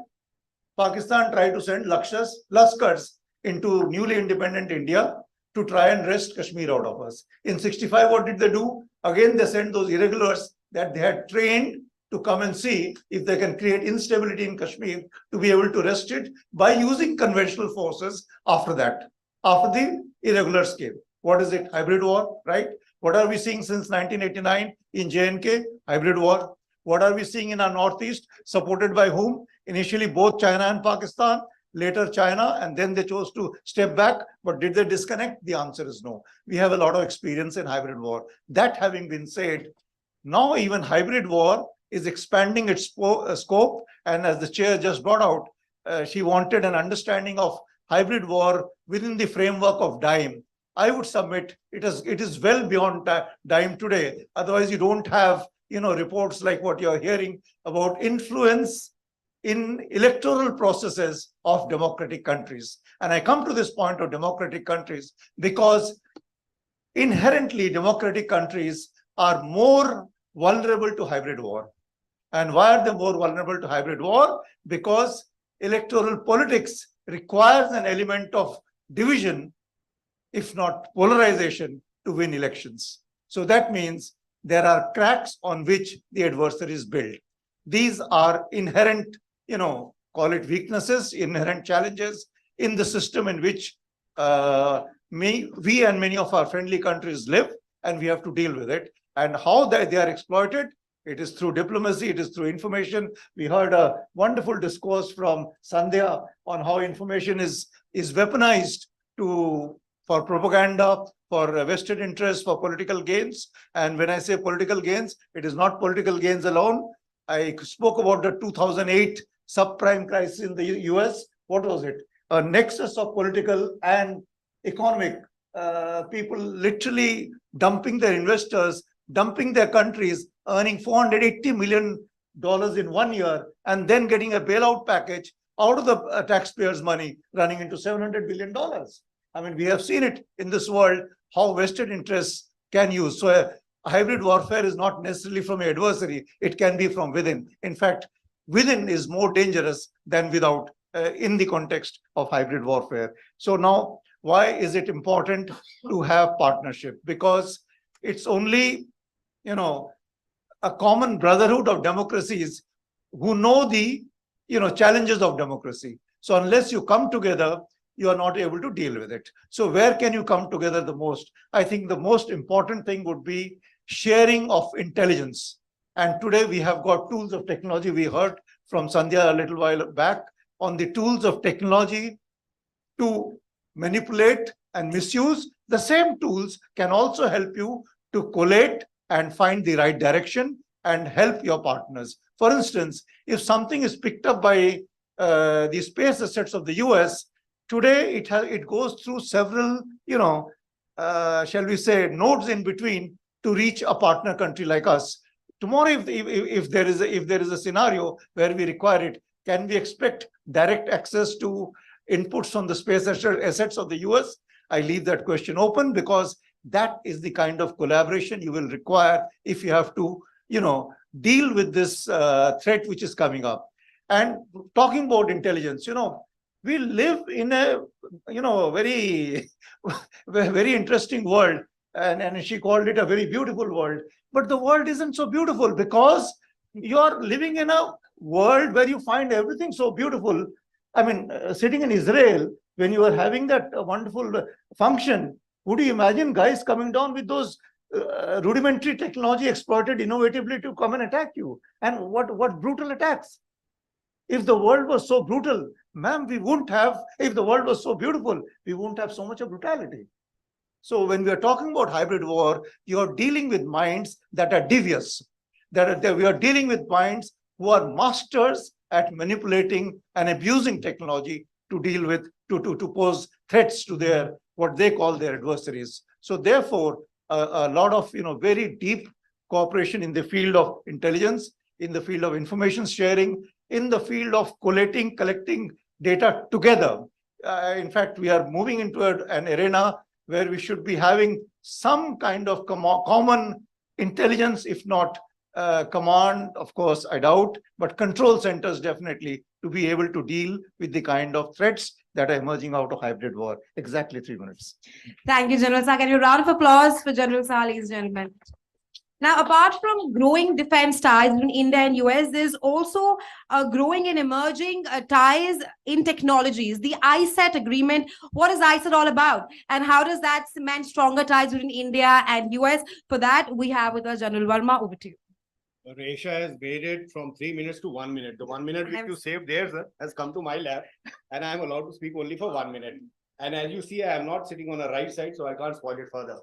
Okay. I said we've spoken a lot, that in the sense what is there, quantum, AI, cyber, space, innovation, tremendous opportunities. But what are the challenges? I just like to list those challenges. We need to have time-bound, goal-bound monitoring. What are we going to do? When are we going to do? Where is the funding going to come from?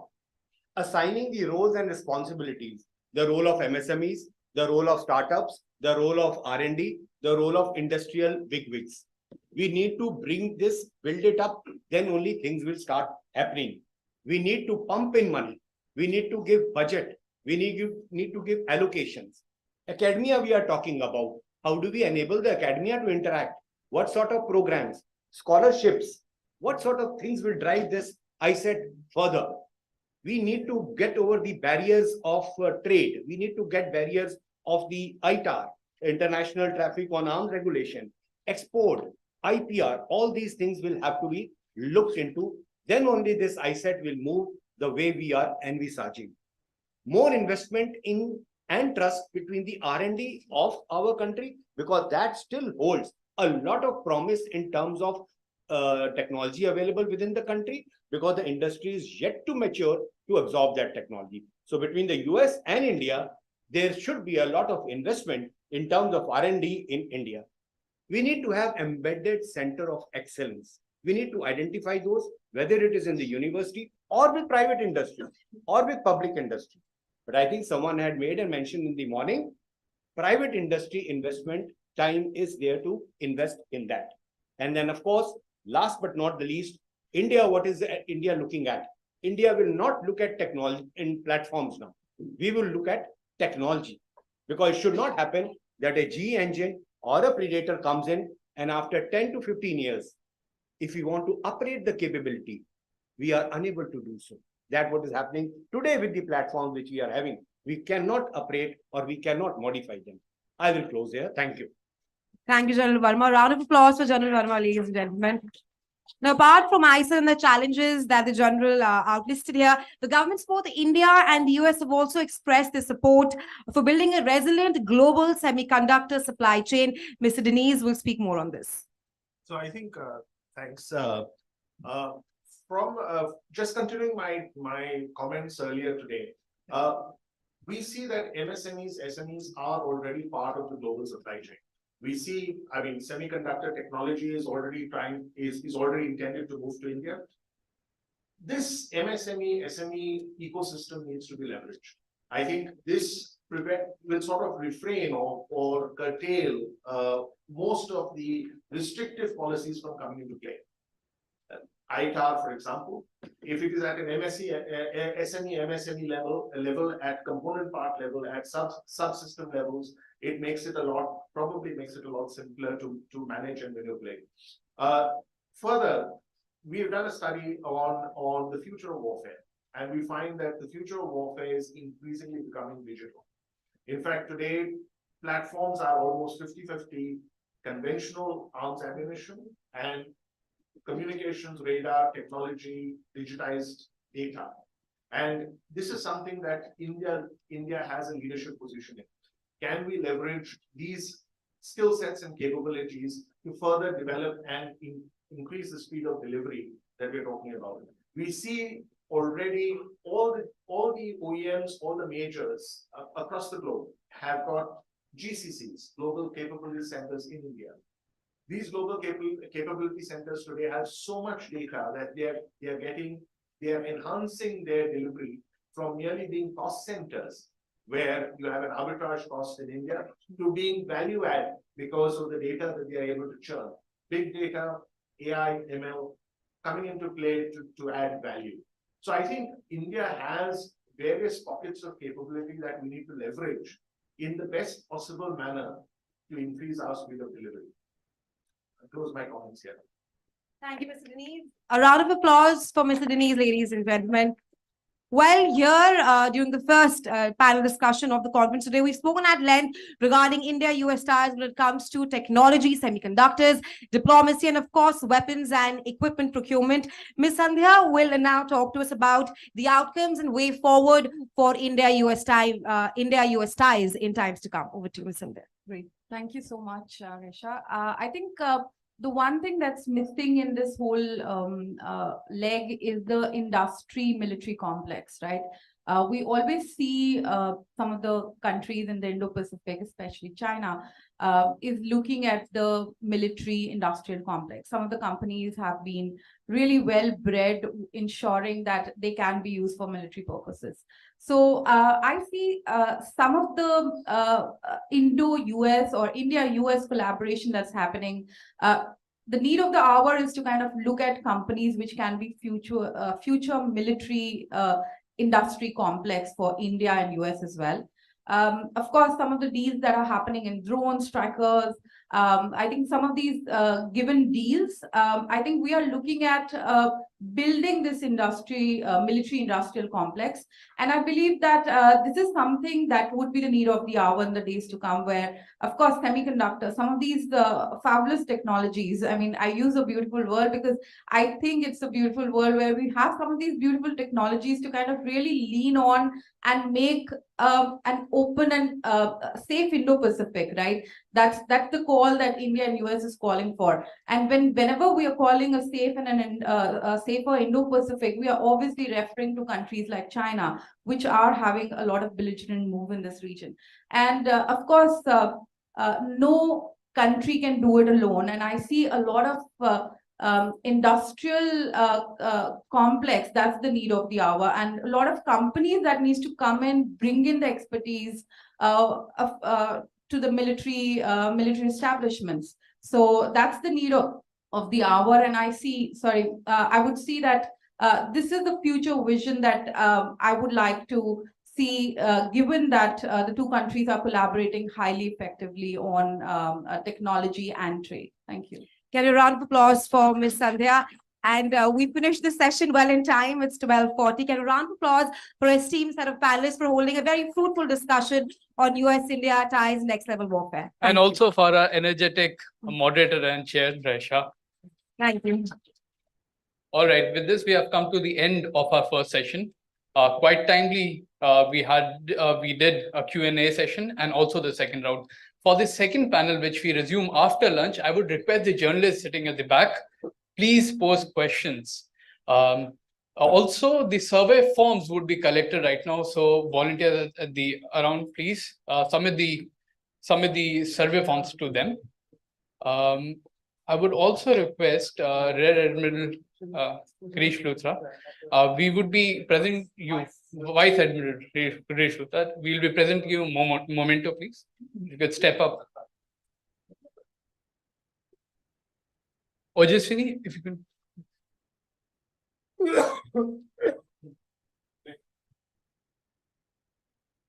Thank you, sir, again for laying out the background.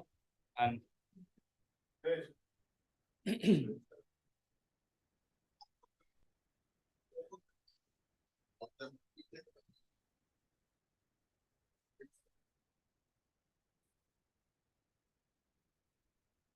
thank you. Thank you. I would like to call upon Greg Pardo. Also, Ojaswini, if you could come at the center, please. Yeah. Thank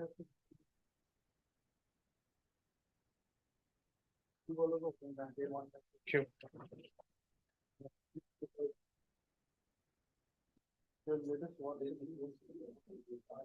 Now to our chair and moderator, Rahisha Sehgal.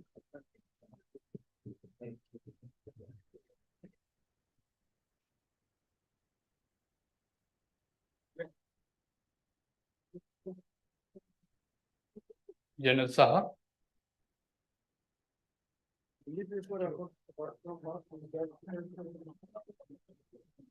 General Verma.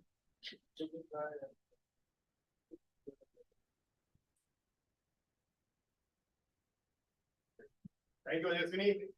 I've taught him for 1 year. Salaric Denise.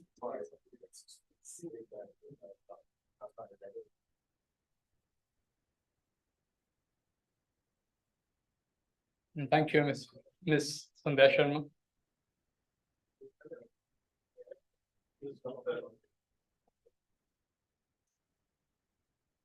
Thank you, everyone. And we'll resume. It's 12:45. We'll resume at 1:30. I hope that is good enough for lunchtime. And we resume at 1:30, please, everyone.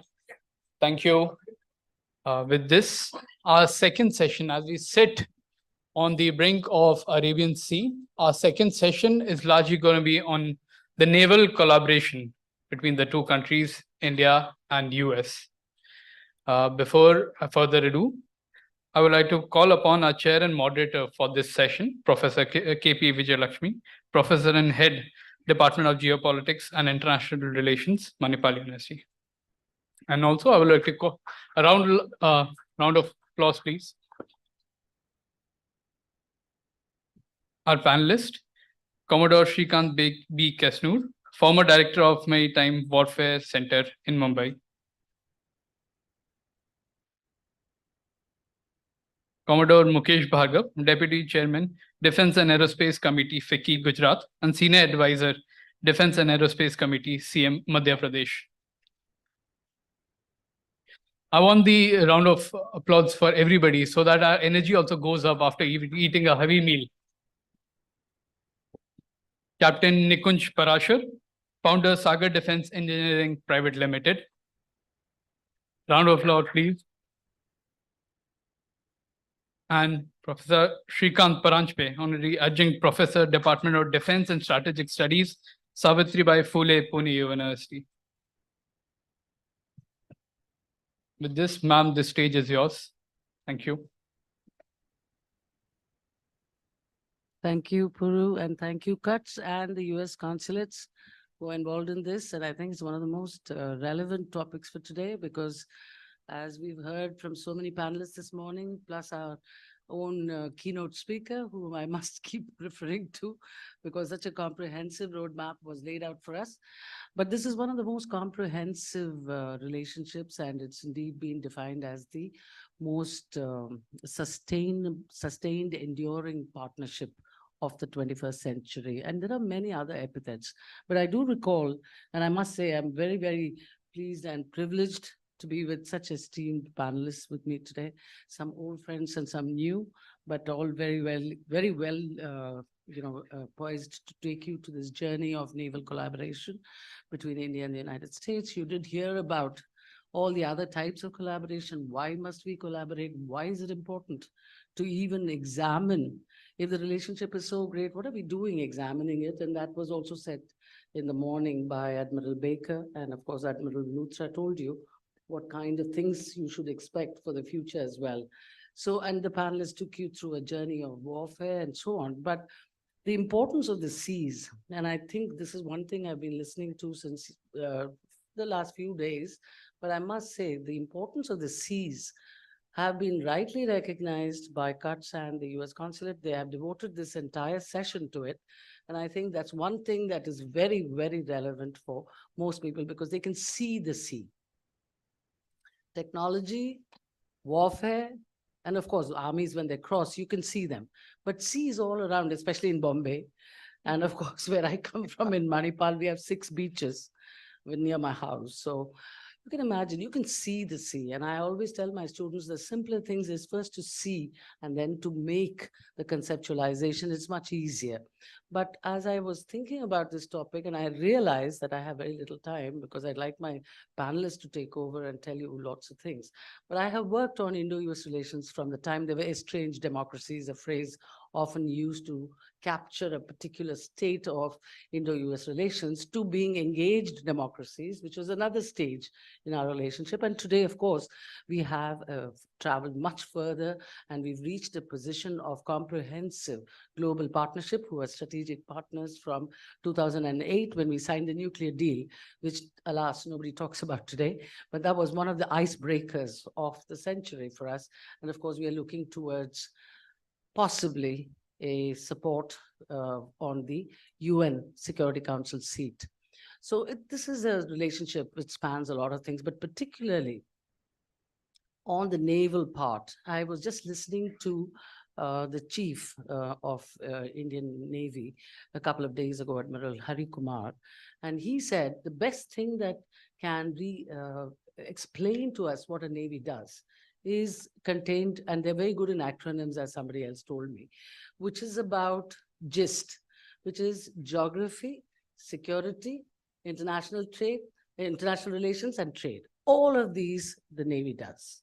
And therefore, I think this is the thing that interests most of our younger scholars as well as people of today, because willy-nilly we are on two principles we are connected. One is interconnectedness, which the Navy will really be able to tell you about. And the other is interdependence, whether it's technology, whether it's warfare planning and strategizing, whatever it is, the core of international relations today, it rests on the pillars of interconnectedness and it's after lunch. This is a senior moment. What can you do? But I beg your pardon. But, so interdependence and interconnectedness can really, I think, in many ways, tell you about the role of the Navy in the world today. But more and more, as we look at why Indo-US naval collaboration is so important, you've seen the paper that has been given by cuts on what are the various, items that they want you to discuss. But every aspect is related to strengthening collectively by, these kind of collaborative agreements and so on, strengthening your core capabilities. And I think that's a very critical aspect every nation today plans for. Contestations in a place, for example, the contested area of Indo-Pacific, which was first called as a geographic construct, today is much more than that because of the seas and because of what the Navy does. And as I was just saying, the reason why Navy comes immediately to mind is not just because of the wars and the plans that we have to make for the future and so on, but really because it is a benign presence of our armed forces. It comes to our help when there is a tsunami, especially in the Indo-Pacific, and that's when, India's first naval doctrine. But today, the naval role has increased so much as India has begun to play the role of not just a middle power, but a rising power. And in a contested multipolar world where there is not just one or two powers jostling, there are many powers in many regions. So we can't talk about geopolitics of the world or global geopolitics. We have to talk about West Asian geopolitics. We have to talk about South Asian geopolitics. We have to talk about Southeast Asian geopolitics. And therefore, the Navy in the Indo-Pacific becomes somewhat more different than the Navy, let's say, in somewhere else. So all kinds of geopolitics. And then you have to do risk assessment.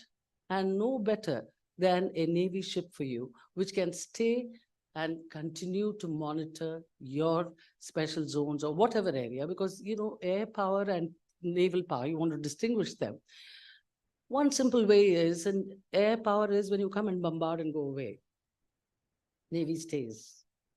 So there is sustaining, and there's persistence, and there is capability. So naval role needs to be understood not only for its importance intrinsically, we also have a rich history that we have to learn about.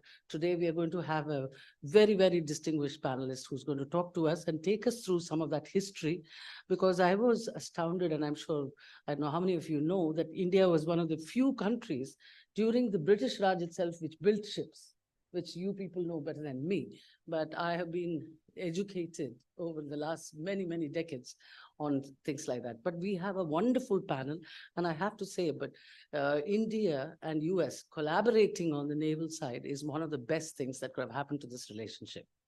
And the reason I'm saying that is I think US actually placed a good bet on India. India has not only the capability, it placed a strategic bet on India. I'm sure many of you have read certain articles which says that India will only look to its interests if there is a clash on the Taiwan Straits. We may not do it. So all kinds of debates are going on, which is exciting time for young people and the old. It's a very exciting time to be involved in international politics, international relations, to understand and so on. But the fact remains that US has made a strategic bet on India, and I think that's really a wise choice, and so has India. India's reaching out sometimes is not seen very clearly, but today in the morning, we were told, we were taken through the history of Indo-US cooperation and collaboration, and I think you can easily see how India reached out after the 90s to become part of a larger world than being an autarkic, closed. And yet we were international, we had non-aligned movement, we had moments in history. But the new India and the great India, Bharat, that we are seeing, I think is something that is also partly because of our great relationship with the United States. And so therefore, it would be very, very useful, and I think it's my privilege to invite Commodore Srikant, if I may call you just Srikant and not Commodore Kesnur. Is fine. Except that I don't know what you'll call him then. I'll call him Sriku, maybe, who knows. Former director of the Maritime Warfare Center in Mumbai. And I think I have to leave the floor to you, but the convention is that you follow what the conference people have told you to keep your time. I hope you can do whatever justice you can to your topic, but I think you would be in a good position to tell us about the historical and the contemporary prospect. And then, of course, we lead you to the future, but please, over to you. Thank you. Thanks a lot, Chairperson. Very, very privileged to be in this hall where there are lots of distinguished people, very eminent seniors, my bosses here. So wonderful to be here. Ma'am, I will request you so that I stick to your time, that 1 minute before, 7 minutes, after 6 minutes, you can give a thump on the table so that I know I have 1 minute to go. But my time starts now. Okay. So good afternoon, ladies and gentlemen. I think the first keynote as well as this opening session very much laid out the skeletal framework for us. And it is our job to fill in a bit more flesh and blood into that and, elaborate on this theme. So since our chairperson talked of history, you wonder how much back you must go into history as a naval historian. But a piece of trivia, lovely trivia, Peru and the rest of the US Embassy. I'm glad you concluded an agreement with Masdoc. You must know that Masdoc's ancestor, the so-called Bombay dock, it is an HMS Minden that was built in this dock, wherein the first stanza, the opening stanzas of the US national anthem, the Star Spangled Banner, was composed by Francis Scott Key. So there is a deep relationship between India and US in that way. But let me come to the more immediate past and what our chairperson talked of, moving from estranged democracies to engaged democracies. In May of 1964, our defense minister, then Yashwantrao Chauhan, led a delegation, defense delegation to the US after the China war. And they pretty much came empty-handed. In there was the Deputy Chief of Naval Staff, Admiral Nanda. We asked for submarines to the Americans. The Americans said, go back to the Brits, they are your traditional suppliers. The British refused, and that is how we altered course to the Russians. So, the Americans have done us a favor one way or the other in terms of deciding which way our defense procurements must go. And then you cut from there to the Enterprise incident in 71.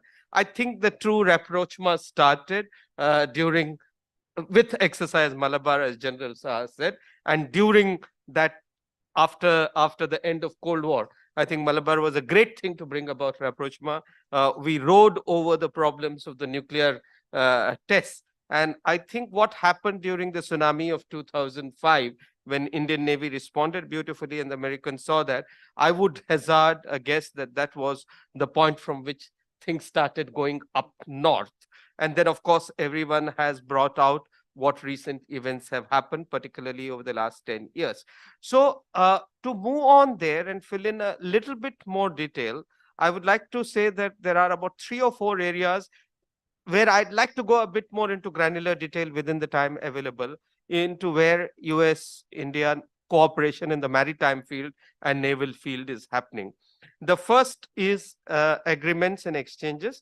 And if we go beyond the alphabet soup of the major agreements, there are a whole lot of very good key agreements specific to the maritime domain. There was a white shipping agreement signed in 2016, and the US Naval Liaison Officer is there in our IOC IFR from March 2020 onwards. There's a maritime information sharing agreement that was signed in October 20 So that is very, very important for maritime domain awareness. A specific Indo-Pacific Maritime Domain Awareness Agreement was signed in May 22. So even before ICET and other things, there are lots of very specific agreements in the maritime domain and between the two navies that play an important role.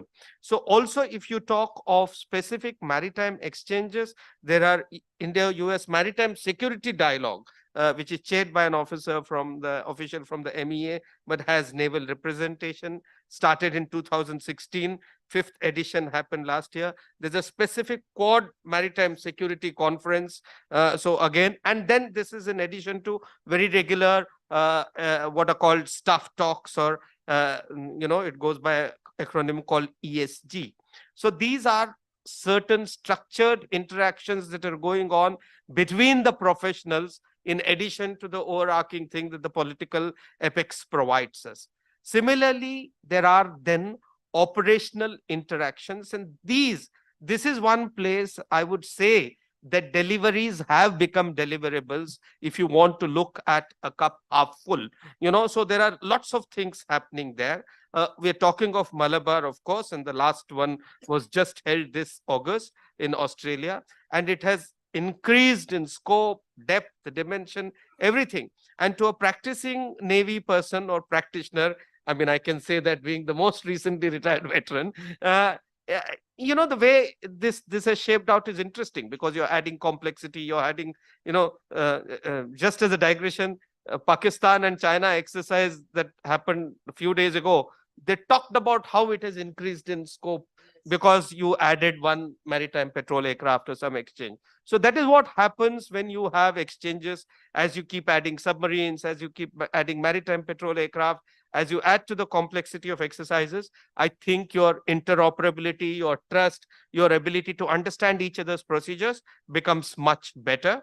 Then there is, of course, RIMPAC, last of which was held on August 22. Then specific Sea Dragon, which is a air ASW exercise, just happened in March of this year. We were there for the second edition, which happened of Guam.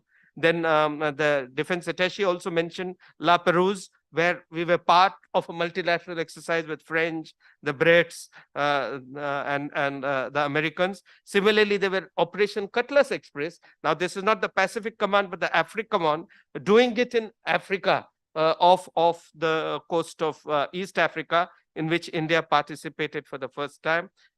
Milan was there. Last Milan, I was there, one of the speakers. So you had the US Navy ship there. You had the Pact Fleet Commander there.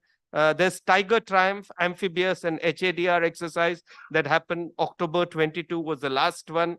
We had a US-India salvage exercise that happened in Kochi, June and July. I mean, see, I'm breathless even as I'm talking. For anyone who is following this, it's really leaves you breathless with a whole lot of things that are happening. There are also high-level interactions at Navy to Navy level. As I told you, Pact Fleet Commander was there. Last year, Raisina Dialogue, the PACOM chief was there. Then the US CNO visited about a couple of years ago. Our chief was there at the CPAR Symposium in Rhode Island just a couple of months ago. So there's been a lot more happening in terms of personal exchanges too. We have all mentioned membership of the CMF, which is just an outcome of the 2+2 dialogue that has happened. The last little bit is on hardware. I commanded the INS Jalashwa, which was probably Indian Navy's first big buy from the Americans, and that happened towards the end of the first decade of the century. But 15 years, I'll finish. 15 years later, you have the US Pieta aircraft, very high performance aircraft. You have the MH-60, multi-purpose helicopters. You have the Guardian drones. You have the LM-2500 engines for our aircraft carriers and the Shivalik class ships. So again, exponential increase there. Another thing where the deliverable has probably given us reasons to be optimistic. So with that sort of roundabout of what's happening on the present, what we might do in future and how do we go about, I'd like to leave it for round two, if that's fine with you.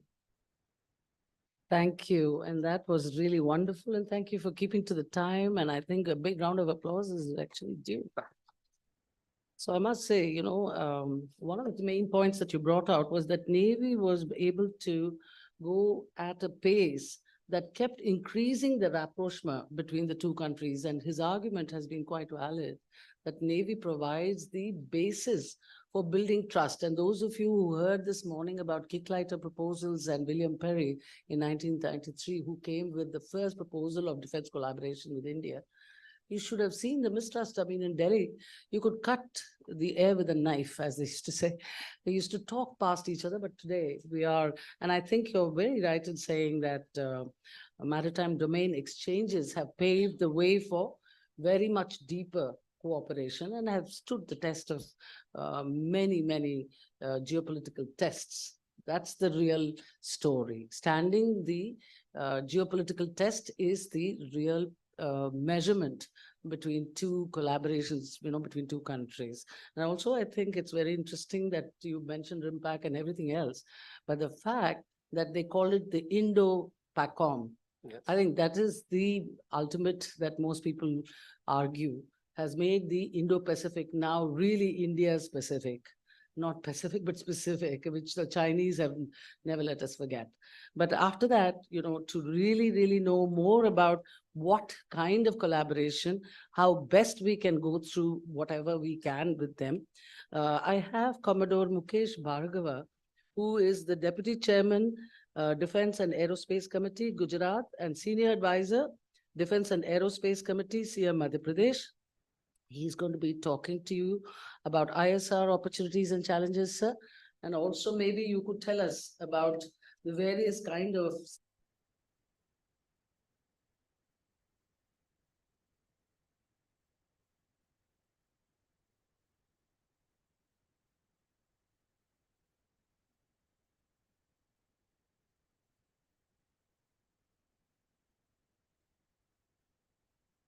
Puru specifically and General Saha. Ladies and gentlemen, a very good afternoon to you. Before I start with the ISR that the chair has given me the topic to speak, I would like to give a little background of my perspective. After 31 years in uniform, I've spent about 16 years in the corporate as a head and been a member of US IBC and US ISPF for the last 15 years. And I can tell you it was so disturbing and so frustrating that towards the later part of the 2015 and 18, whenever I used to get an invite, I used to wonder whether I should actually go or not, because we're just not moving. And I think Admiral Girish Luthra brought out very correctly that what was the state. But I'm talking about not DTT, I'm talking about before that.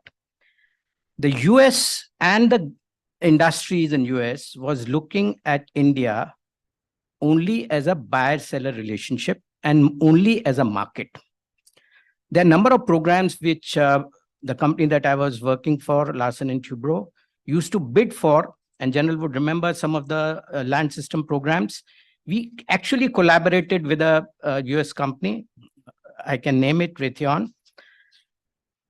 The sensitive item which was there in that, I don't want to mention that, was given to us, which actually did not perform in the trials. And we lost out to an Israeli company. And later on, when we went up to them, they said we could not get permission to give you the higher end of this equipment. And what was given was, and all those DSP-5s and the DSP-85s and all those kind of documentation, the whole system of Indo-US industry cooperation was not amenable to working against the DPPs and now the DAP timelines. Because the DSP-5, which was an NDA sharing, used to take 3 to 4 months time. And we all know that 90 days is all that you get after the RFP is issued. So, and that is only NDA. Thereafter, if you have to have a technology sharing agreement, a TSA to be signed, it will take anything from 6 months to 1 year. So there was no way that Indian industry could collaborate with the US in the pre-16-18 era. the changeover happened when Secretary Ashton Carter came over here, and from the CII made a presentation to him and told him the problem areas, how much time it takes, what are the various, you need to have a US sponsor for an equipment to be given here. You need to share everywhere that component is going into which all system, where it would be operated, and that facility should be open for US DOD's officials to come and inspect. So it was like, you're opening up your, whatever, to show their innards to them. Only then you will get parts and components. Forget about the technology. We all along from the industry were looking for co-development, co-production. And this was just not happening. Ashton Carter, after that presentation, he asked me for a copy. I gave it to him. And he went back and started something what is called the DTTI. And what Admiral Luthra very rightly brought out. In DTTI also, they started giving with programs what they are comfortable to pass on to us, not what we needed. And the list of DTTI, if you go through, it is self-explanatory. So as Admiral Luthra said, it didn't just take off. And it was only just last couple of years. And I think the watershed event is the June 23 visit of the Prime Minister, where all these issues that we have been putting it through the CII, through the SIDM, through the FICCI, to the PMO, finally got noticed. And he probably, in his own very, very peculiar way, conveyed it across to the leadership, Mr. Biden, President Biden over there. And it came out with what we are today talking about, the various agreements that we have signed. And that is what is leading to a cooperation today, what we are discussing here. Coming back to my topic of ISR, and I would like to just mention that this is one of the most important aspects of military warfare. And reconnaissance is collecting data to address a specific military question. Surveillance is a continuous observation of a particular target. And intelligence is something which comes out with the coalition of these two, surveillance and reconnaissance, as well as other data. And this is something which is being taken by the Indian Armed Forces, and specifically General Rawat, the previous CDS when he was Army Chief, as one of the priority areas for looking at how India's competence in this area for intelligence, surveillance, and reconnaissance can be improved. So it is basically a coordinated acquisition, processing, and dissemination of accurate, relevant, and timely information. The timely is very, very important over here, because an information or intelligence which is not given in time, and there are so many instances which are there, our Bombay attack, and even what we were discussing during the lunchtime, the West Asia crisis which is going on now, it's all related to the intelligence which did not, either it was not available, or if it was available, it was not timely. And even if it was timely, it was not accurate or not interpreted correctly. And that is what is the significance of ISR. Now, I would like to also touch upon how the deliverables can and the deliveries can be improved in the Indo-US context. And that is where the technology comes in. And as we heard in the previous session also, artificial intelligence is going to be the game changer in the ISR field, because this technology is going to bring advantages like human error that can be obviated, oversights can be overcome, the awareness, the domain awareness can be improved, and the border security and tracking, maritime compliance, and military parameters security can all be improved many times. The real-time spatial, high-altitude, aerial, and terrestrial data can be accelerated for military application. There are a wide range of sources which are actually used, which are like electronic communication, optical, radar, infrared imaging, and some of these assets which are used to collect data also include what General Verma spoke about, satellites, sensors, unmanned aircrafts, and aviation systems, and including specialized ground, sea, and space-based equipment. And of course, most importantly, what the chair was speaking during the lunchtime, human intelligence. And all these aspects are equally important in assimilating the ISR framework, which can actually improve the decision making and the further operations from the military perspective. As far as India is concerned, there are two agencies that have been constituted. One is called the Indian Multi-Agency Center and National Intelligence Grid. These two agencies are actually responsible for the collation of this data.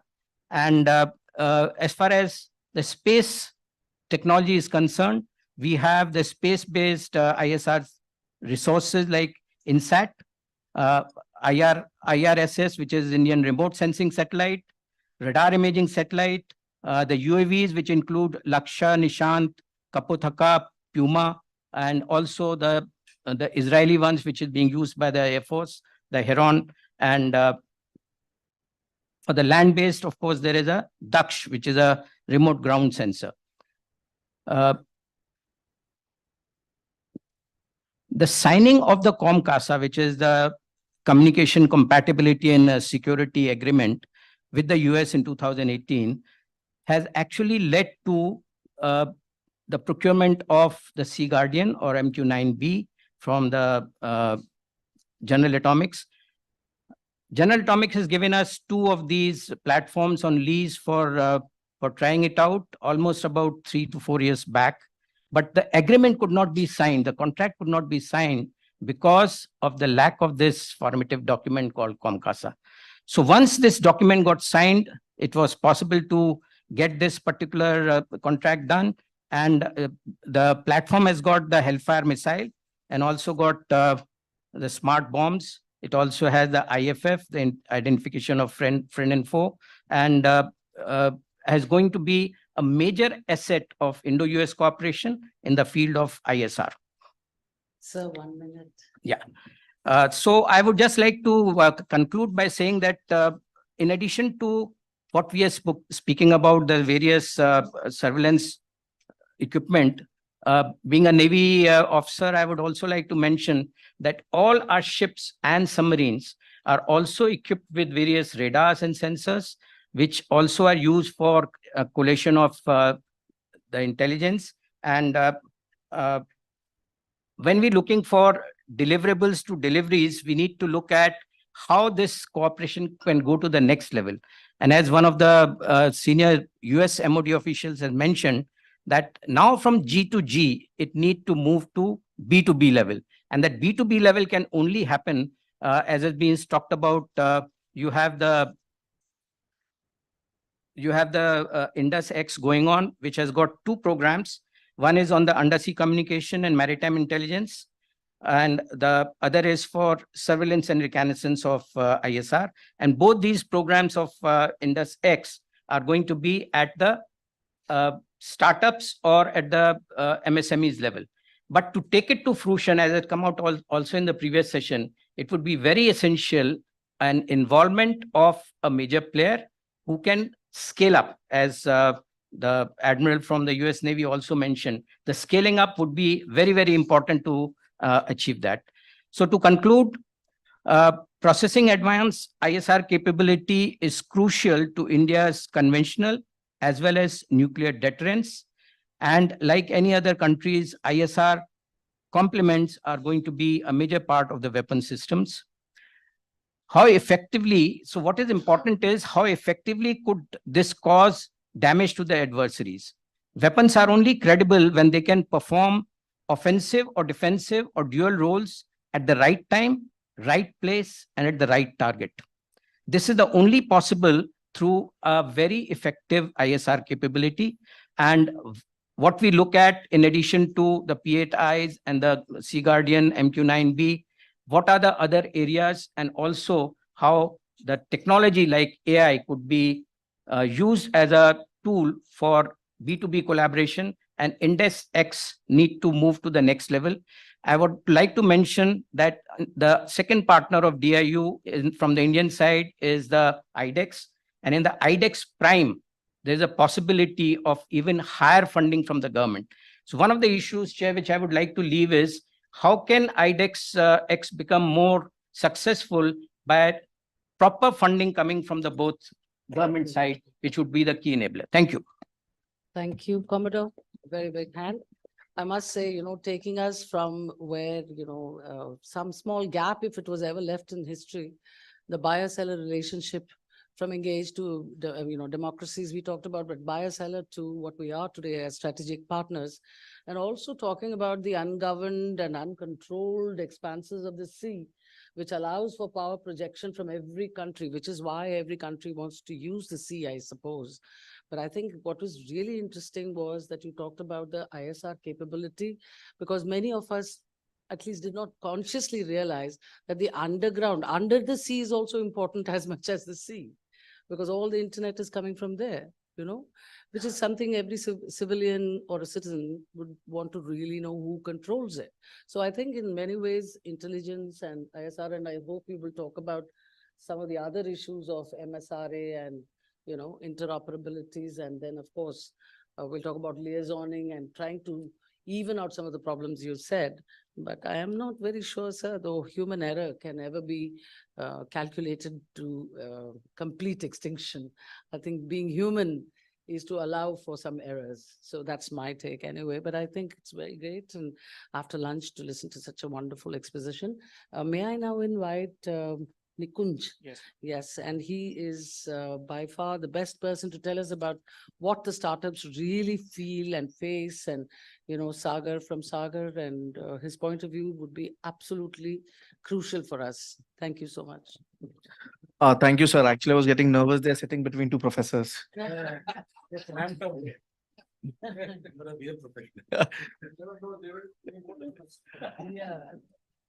So, everybody's a naval officer here. I'm also a naval officer for the Merchant Marine to take across. And I quit seas actually to start my startup looking at how from Atlantic, the whole shift happened into the IR region. I would say where the Navy saw it while looking at it as a deterrent, we as sailors were actually seeing the whole shift from Atlantic happening into the IR region, and then the rise of the Pacific Rim, which we are seeing what today China is doing across. Now, if you look at a startup point of view, there are three main policy changes or three main events which actually happened in a good way for industry to really start looking at Indo-US joint partnership. The first was renewal of Indian-US strategic partnership in 2015 for 10 years, which happened. Then somewhere in 2016, they really upgraded us to strategic partnership.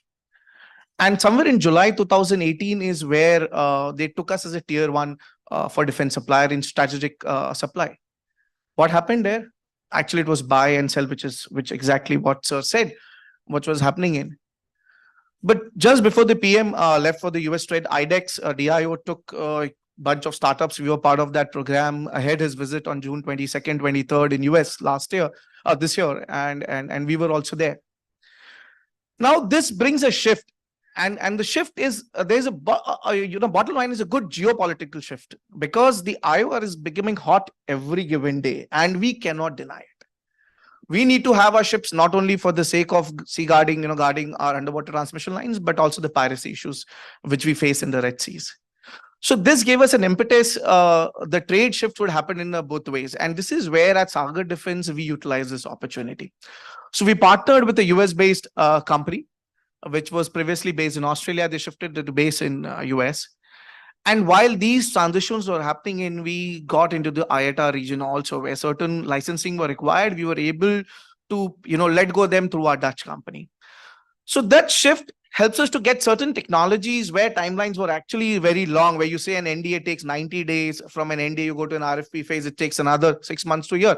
And those problems are still persisting. But certain ventures like us have been able to circumvent that scenario across with this shift which has happened in.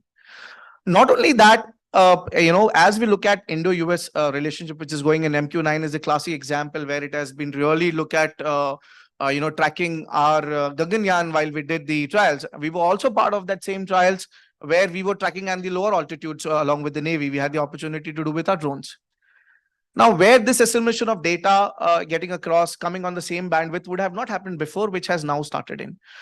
So these are certain, reasons when I look at it on a broader scale, not only in terms of what as an armed forces is doing in, but also in terms of what political shifts have been happening across. Along with it, when we look at DIO, and DIO is what Sir was talking about, this program has given an impetus that now Make in India would happen in terms of Make in India. It's just not an indigenization process, but it's also an IDDM process.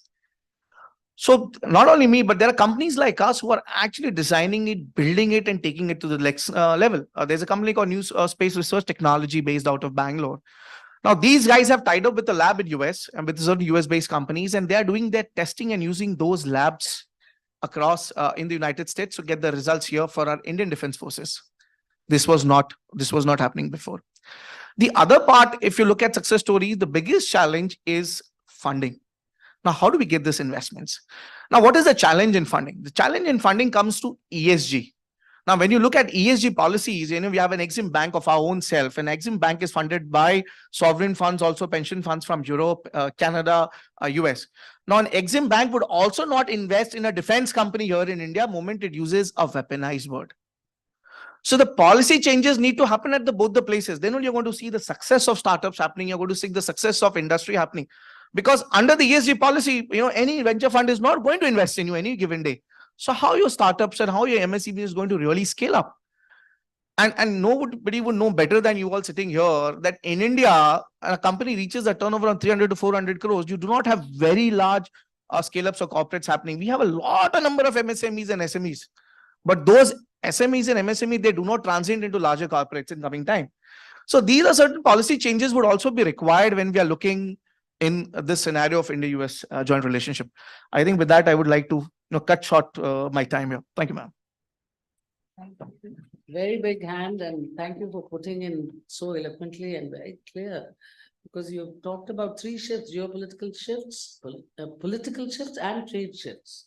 All the three in a line. I mean, ex-naval officer, I suppose, but this extensions and, matching all the C's together come naturally to all of you. But it's been a treat, and I thank you very much indeed for it.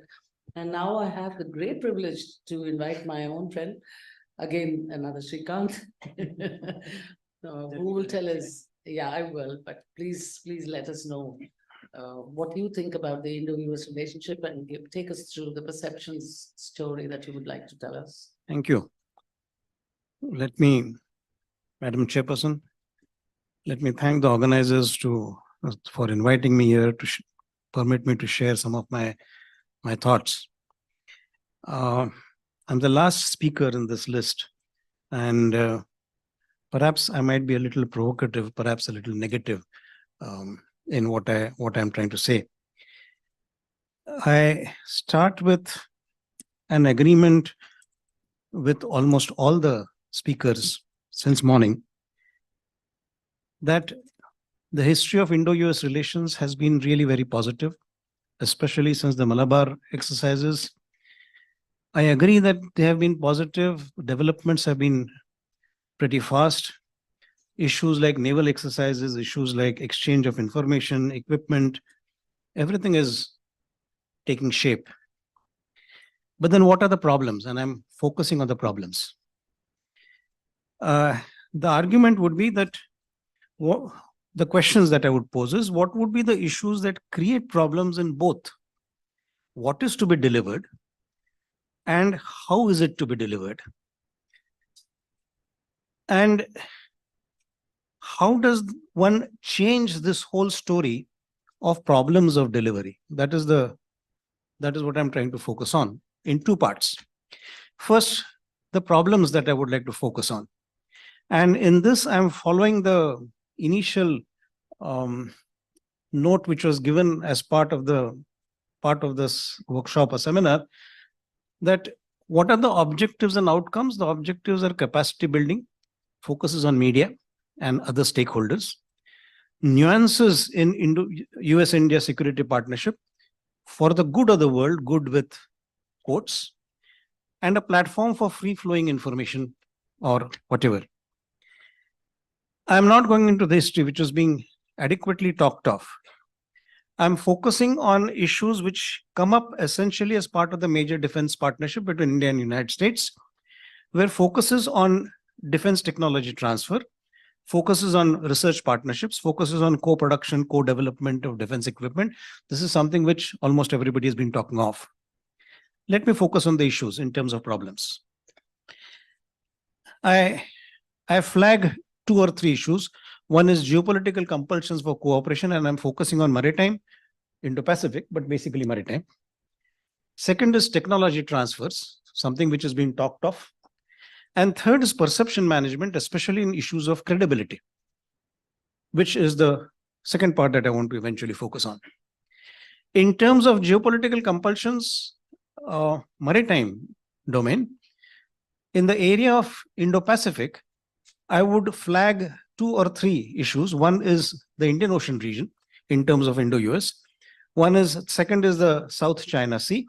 Third is the China factor in terms of what it means to India. One might not agree with me, you might disagree with me. But if I'm looking at the Indian Ocean and the Indian naval presence there, I see very little role for the United States in the Indian Ocean region, except protecting trade routes, whether it is Gulf or whether it is issues of Iran, Suez, etc. Quad is an initiative in terms of Indo-Pacific, but that has more to do with the Pacific, very little to do with the Indian Ocean from an American perspective.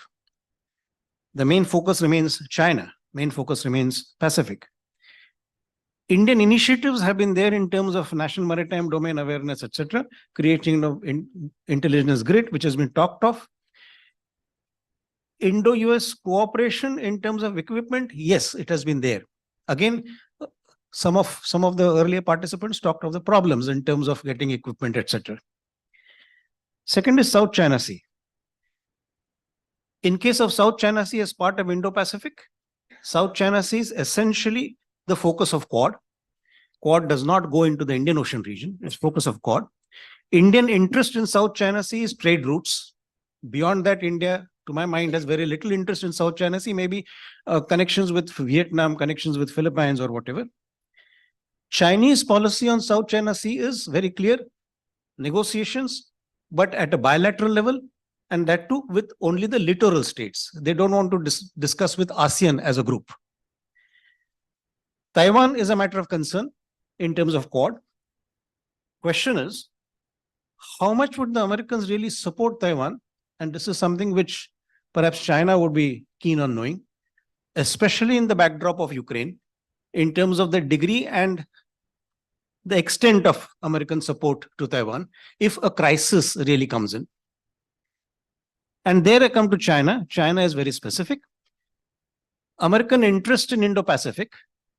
And I remember quite some time ago, Secretary of State Hillary Clinton made a very specific statement, and Americans are also a Pacific power, which is true.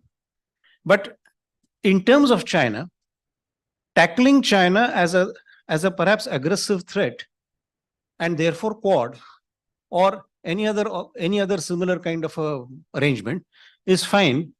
But problems which India has vis-a-vis China are very little to do with Quad. They have more to do with bilateral relations in terms of border. And India's security concerns, if they are border, I'm not very sure how much of Indo-US relations would really have an impact in terms of defense cooperation on the India-China border issues, especially skirmishes. Spillover of the Middle East. If it is a spillover of the Middle East in terms of whether it is Gaza, whether it is Palestine, whether it is Iran or whatever, as I would argue, from an American national interest perspective, Americans would look at Pakistan as having a greater utility for the Americans rather than India. Because from an American perspective, Pakistan would be a better country to deal with the Middle East in terms of whatever relations it wants to open up. Indian interest in this region is perhaps Chabar, Iran, something which the Americans would always frown on because Iran is not an acceptable commodity. That is so far as the Asia geopolitics is concerned. Second is technology transfer. Many years ago, I heard a very eminent speaker talk about what was called a technology trap. And let me repeat what was said. Especially when India is trying to look for advanced technologies from across the world, Western advanced technologies, whether it is American or otherwise, what is the trap that he was talking of? It is a triple trap. One, technology that you need will be always denied to you. Two, technology that you need and is available is either too costly to buy, or it would be ensured that it comes under sanctions, dual use or whatever.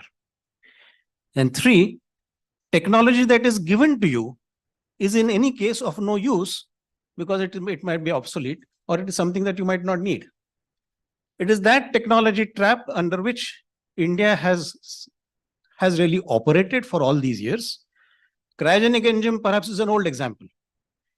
But anything to do with dual use technologies, whether it is missile technology control regime, whether it is dual technology, nuclear suppliers group, etc., India would always be on the back foot. India would be a market, as was said earlier. India is looked at as a market, and that is where the whole issue is. Given this scenario, what kind of perceptions exist? How do Indians look at the United States? How do the Americans look at United States from a security perspective? Again, in this context, perhaps political communication and building up narratives plays a very critical part. Image of the Americans in the Indian mindset is, and when I'm saying Indian mindset, it is both the Indian public opinion and the Indian political elite, is not a very positive image for a variety of issues. It can be issues of credibility, it can be issues of ideology, whatever, but it is not a very positive image. This is something which one has to, it can be part of the socialist rhetoric, which we've been using. Changes which occurred from the Narasimha Rao period, whether it is Narasimha Rao, whether it is Manmohan Singh, whether it is subsequently, somewhere down the line, we decided to be more realist in our global perceptions rather than use an ideological lens. That shift has occurred, but that shift has not been reflected at a popular level. And that is where perception becomes important. More so, this is added to by the kind of criticism that one continues to get from a variety of Western leaders, especially American leaders. I remember way back when President Clinton was in India and gave a speech in the Indian Parliament, or even President Obama, they almost scolded us about our nuclear policies, that why should we go into nuclear issues? We need to be following non-proliferation policies. Shrikant. Yeah.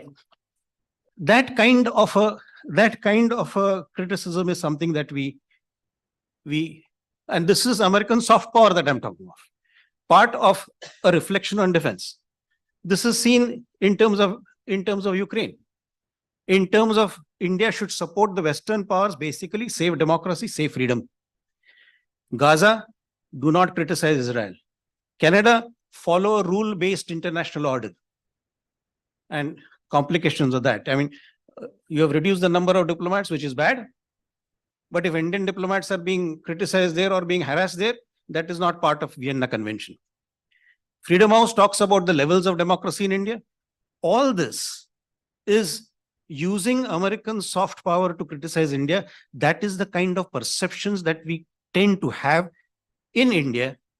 These are naturally reflected when one talks of Indo-US relations, whether it is economic, political, social, cultural, or security relations. And that is where the problems come in. These narratives have to be changed. In my second part, I would talk of how to change these narratives. Thank you.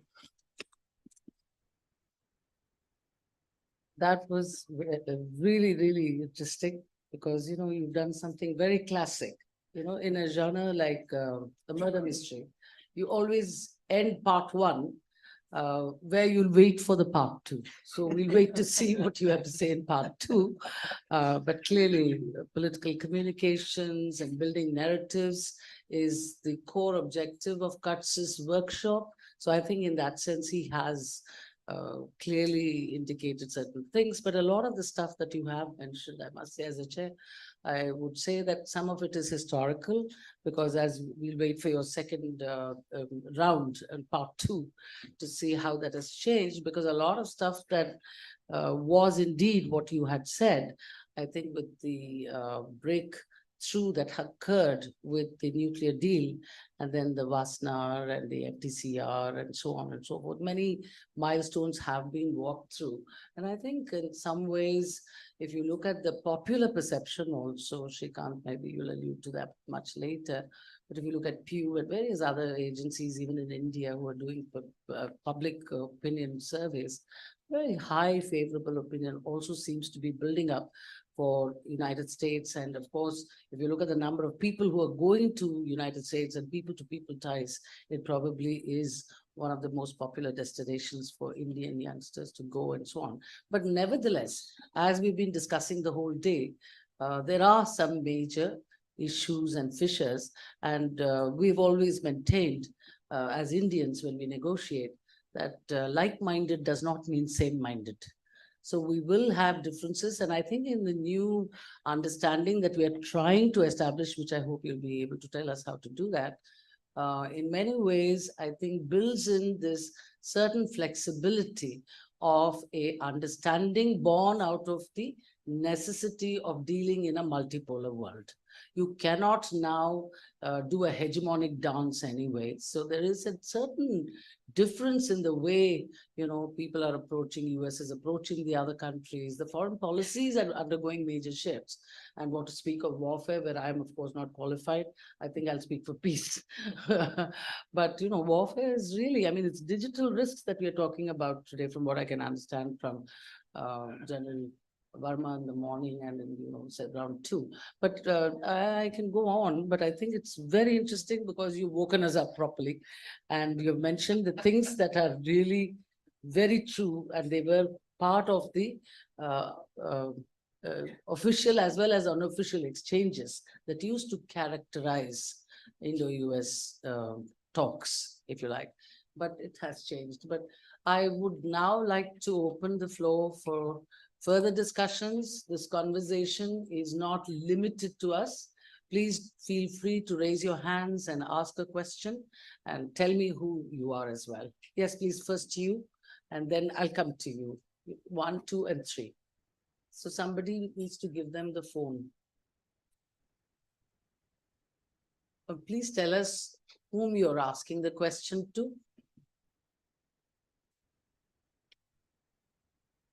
Good afternoon, everybody. As I've introduced myself earlier, my name is Shashwat Guptare. I belong to Herald newspaper from Goa.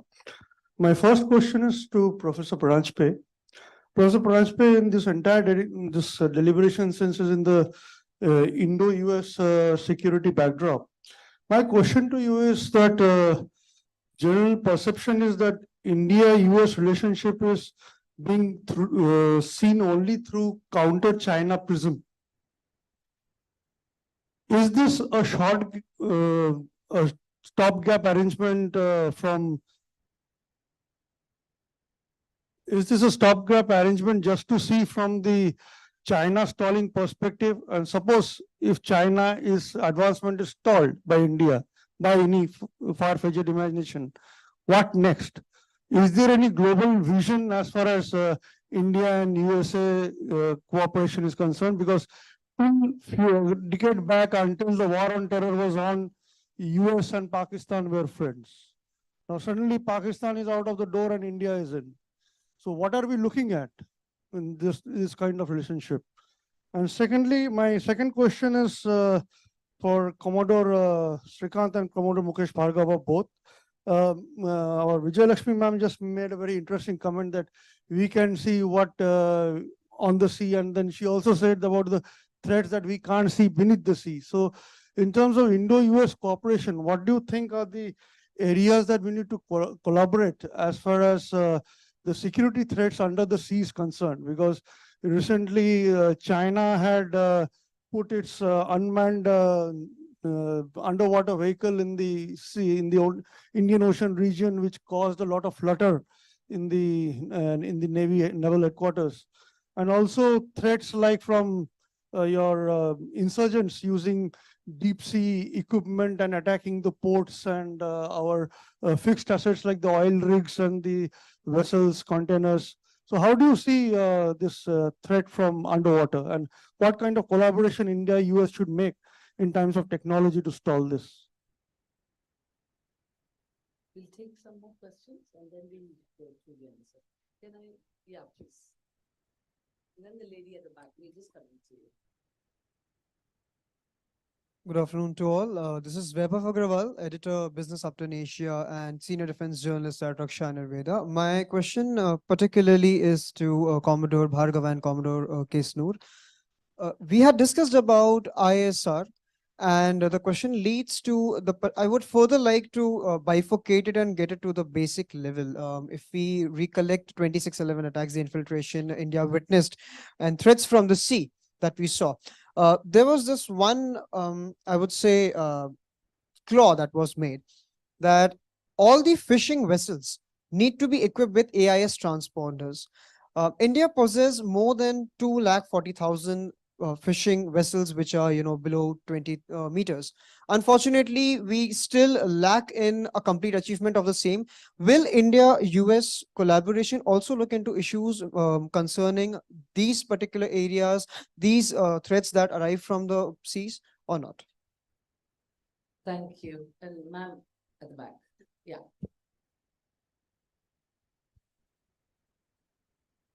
Good afternoon, everyone. My name is Saudamini Muzumdar and I'm from Dainik Bhaskar, Indore.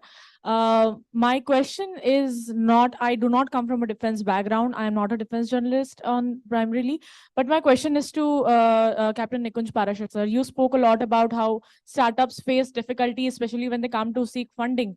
So, and you also said that it is only recently that startups have actually thought about coming into the space of defense and collaborating with each other, with governments to, create something. So my question is, how do you think that this can go to the next level? How can educational institutions, because when it comes to startup, it's generally the young crowd that we are looking at who can, take these bold steps. How are you looking at how government can, or how US government or Indian government can think about supporting them? How can they connect to these incubation centers that are there in many, be it Atal Incubation Center or any other incubations? And how can they, rough all these problems that you discussed, funding related, networking related, and technology related, scaling it up, making it useful? So that's my question. Ma'am, can I take a still Okay. question? Okay. I would like to make a comment and then a very small question. Professor Shrikant Pranjpe, I think what you said was waiting to be said in this forum by someone. You have subdued the euphoria.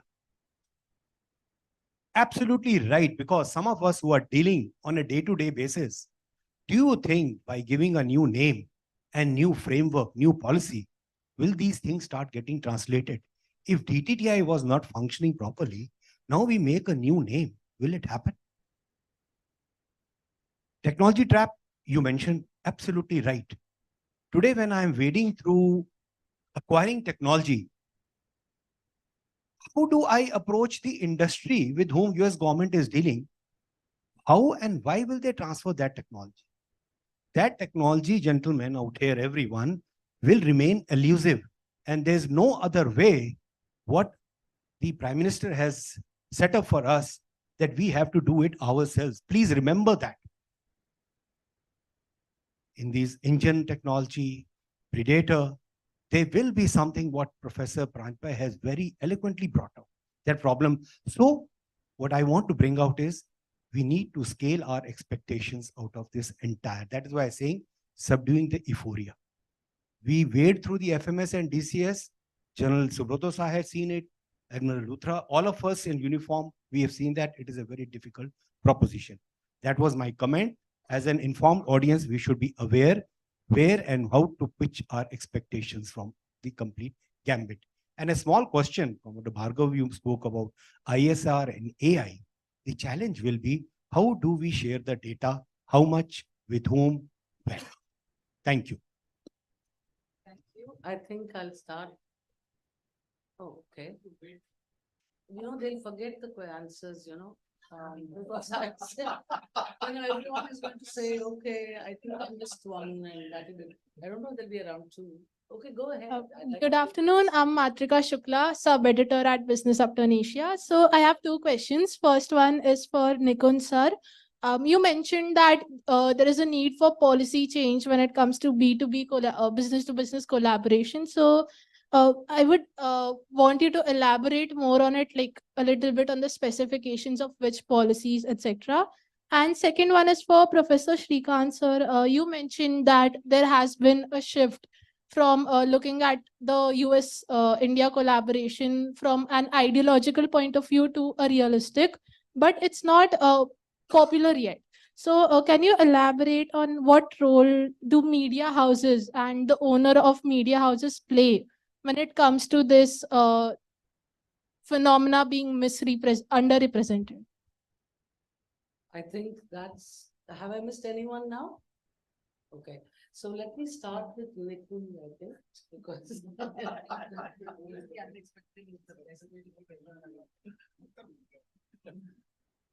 So I'll answer both the questions together so when we look at the current regime, and let me start with the forces, because I proudly say that Sagar Defense is adopted by the Indian Navy, and that's why we are here where we are today.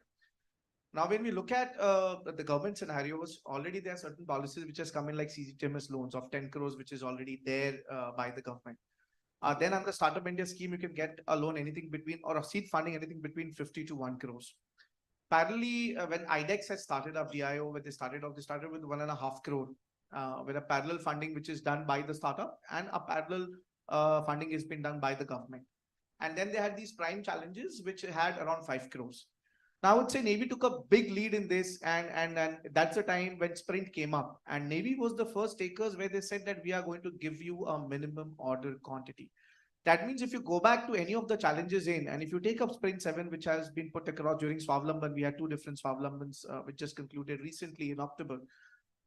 Navy came up with MOQ, and this set another test bench and a marking for other forces also, that when in a IDEX challenge, when you get a challenge and you're investing another a crore and a half, at times much more than that, to get through your prototype through into place and go through the trials across, the MOQ gives an assurance. Now, why this MOQ had come across was Navy, I would say the Navy and the ministry together, they went through a thought process stating that how these startups are going to go to an investor and pitch their idea.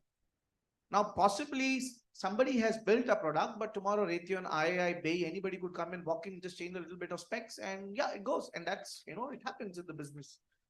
So this MOQ gives the set bench and a benchmark for any startup which is coming in this arena to go to the investor, pitch the idea across. So this is something which at the policy level, government has to continue with other forces also, because it has happened in the Sprint. We have not seen it happening in the other challenges which has come across in terms. Then is setting up of alternate investment fund. This is very important for the defense business because we do not have an AIF. So even if you look at Sequoia has now broken up into 3 different arms, and they have set up an Indian company because we know ESG policies, and ESG policies would never allow anybody to invest back in. So funds which have ESG policies in, the government agencies or the Startup India and Invest India should itself bring it across and say, hey, look, we are not going to bring our startups to you because you're not going to any which ways invest in us. So these are certain things which are required at the ground level. And as long as that is done, I'm sure the country is going to grow in leaps and bounds in terms of own technology across. Thank you, Nikun. Thank you, Chair. First question for Shashwat Datre. Underwater threats and cooperation and insurgents attacking the oil rigs, etc. How does the Indo-US cooperation help into that? Well, as far as the underwater threats are concerned, I would like to give you one incident. PLA Navy started patrolling Indian Ocean region using their nuclear submarines. And when this was questioned, they said this is to protect our trade and oil energy, which is being shipped from the Middle East through the Indian Ocean region to their part. Now, all those who are in were in the white uniform and now sitting over here would all know that submarines and most of all the nuclear submarines are not instrument of sea control. They are instrument of sea denial. So PLA Navy putting it nuclear submarine in Indian Ocean and the logic being given it is to protect the trade is absolutely absurd. And we know what is the purpose of that is sea control and not sea denial. So it is very important. India has its own resources, maritime resources, and we know that there's a need for upgrading those and also to get the new ones. The programs are going on, but the speed and the pace at which it is may not be commensurate. And as what General Saha very rightly brought out, that it cannot be done by one country alone. And that is where I think the Indo-US cooperation comes in. And amongst the various agreements that have been signed, the underwater domain awareness and cooperation is one of them. So that is very much going to get covered. As far as the second question was with regard to the AIS transponders being fitted on the ships, on the fishing boats, and also how the Indo-US collaboration can help.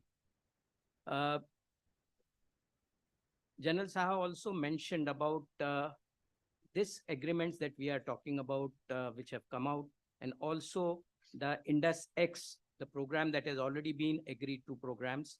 Both of them are talking about collaboration of information, data, and intelligence sharing between the two countries.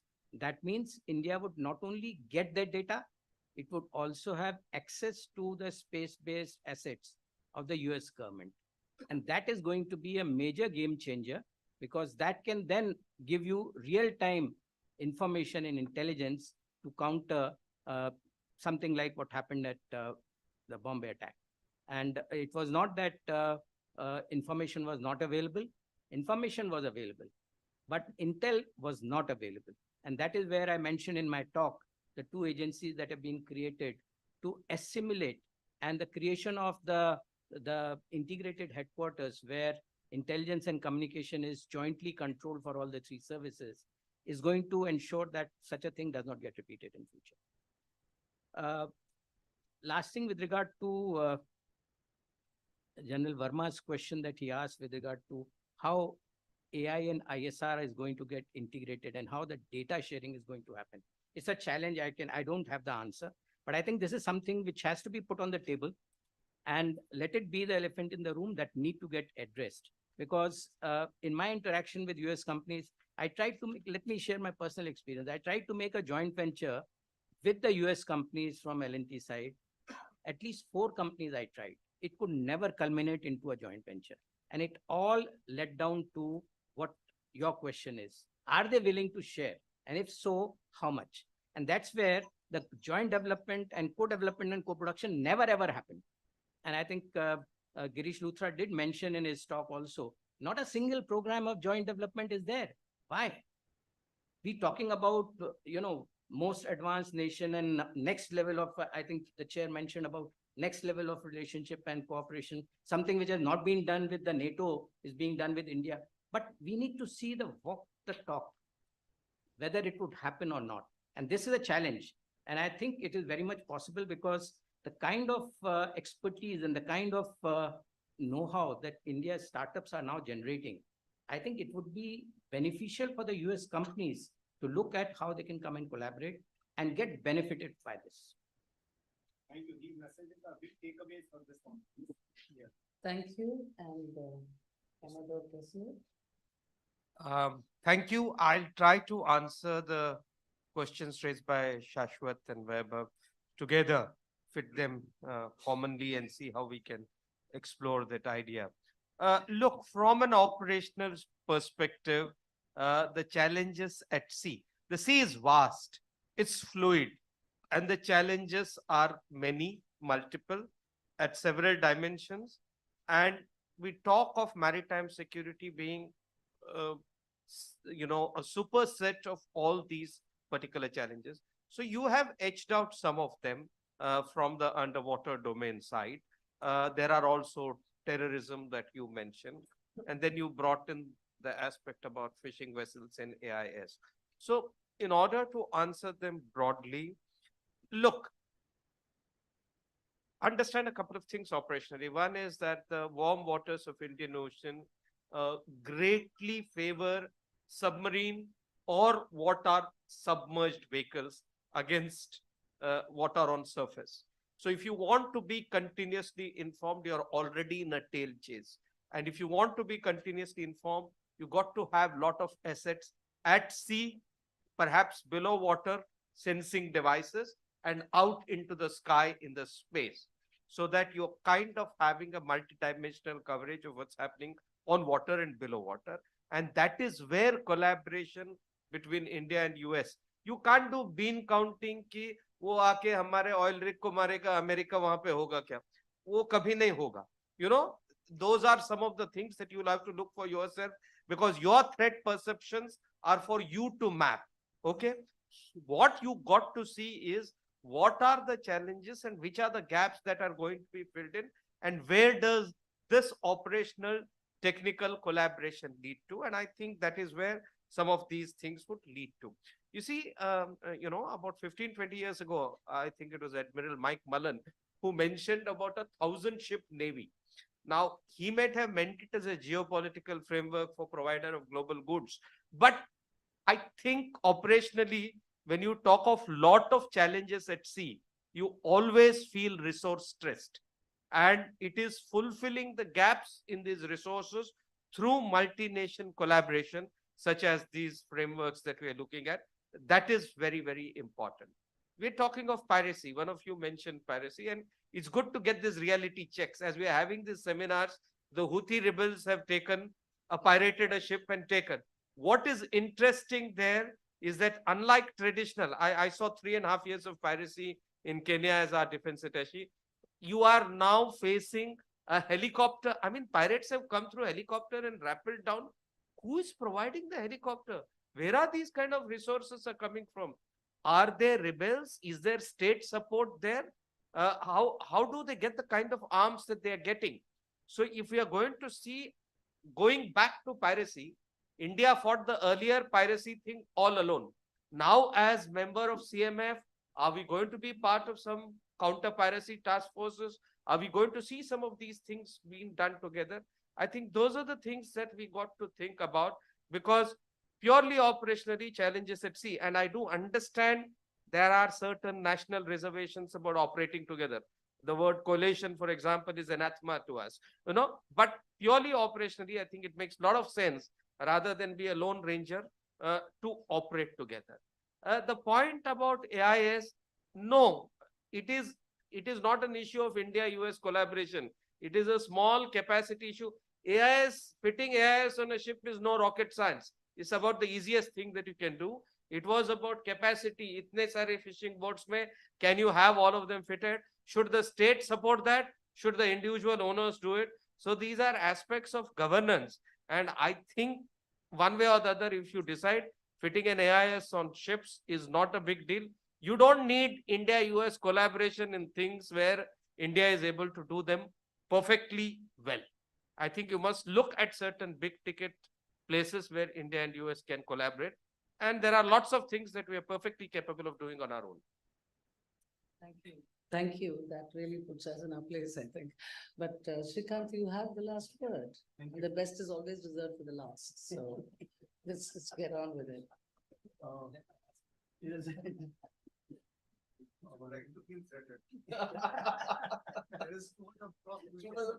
Cross mutual support.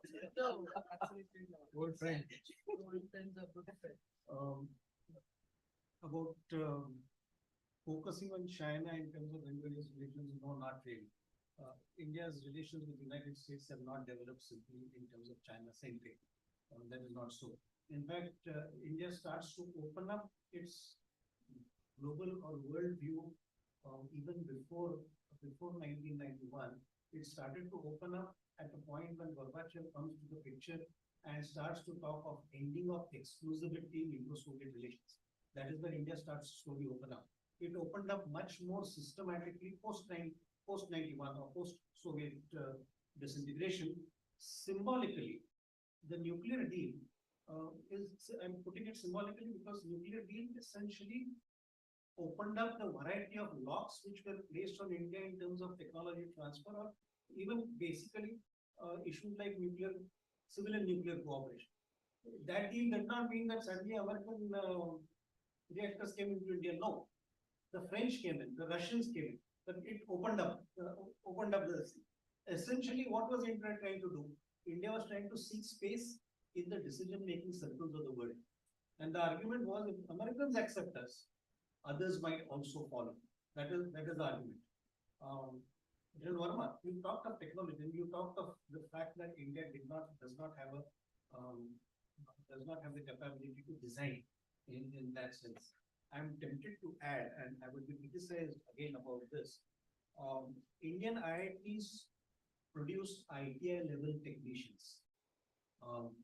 We do not produce scientists. And unless we produce scientists, we will not be able to design them from scratch. We are a service sector industry which provides this for the world. But that is what the reality is. And that is how about the role of the media. Hold on, I will come into that in the second session. Thank you. Very well. Actually, there are lots more I can add, but I've been the chair. I don't want to do that and abuse my privilege. Let's go for a round two, or how are we placed? Round second. Yeah, I think it's warranted. So without more ado and no more remarks from the chair, can we go with the same order, but closing remarks, 2 minutes each would be good? He said 6 immediately. But we took 7, 8 in the first. No, so I have to.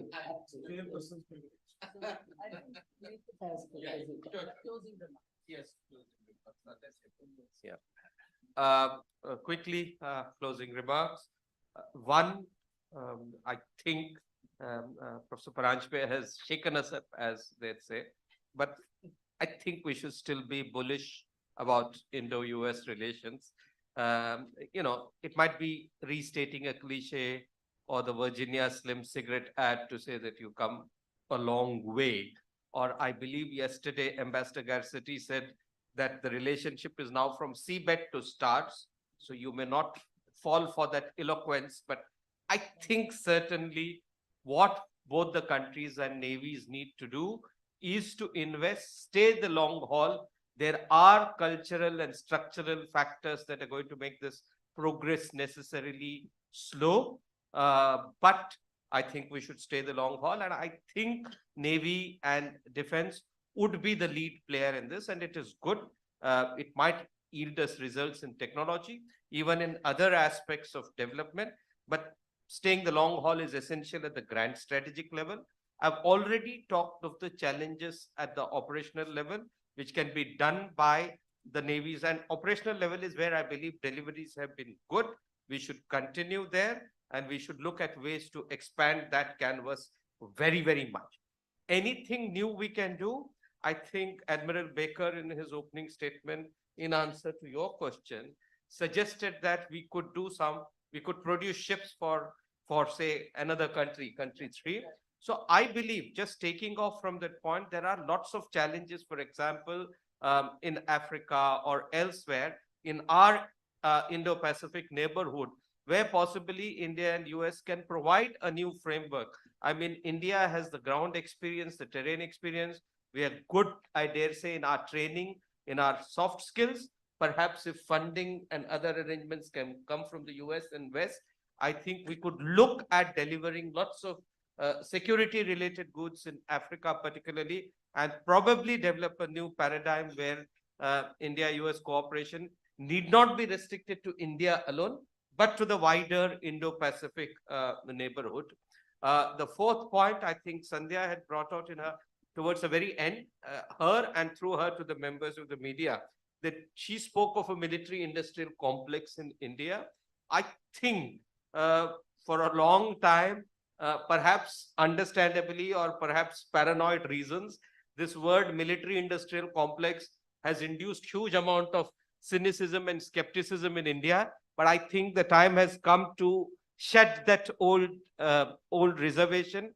We need, you call it defense corridor or you call it military-industrial complex. The simple logic is, look, rather than celebrate a Rafale that is bought from abroad, why don't we think of an Indian fighter? Why don't we think? So we need defense industry complex or a military industry complex in India. And I think the media and through you, large sections of society should stop having reservations about this. My final point, one advice to US, I think America should start playing cricket. They'll have better understanding with India.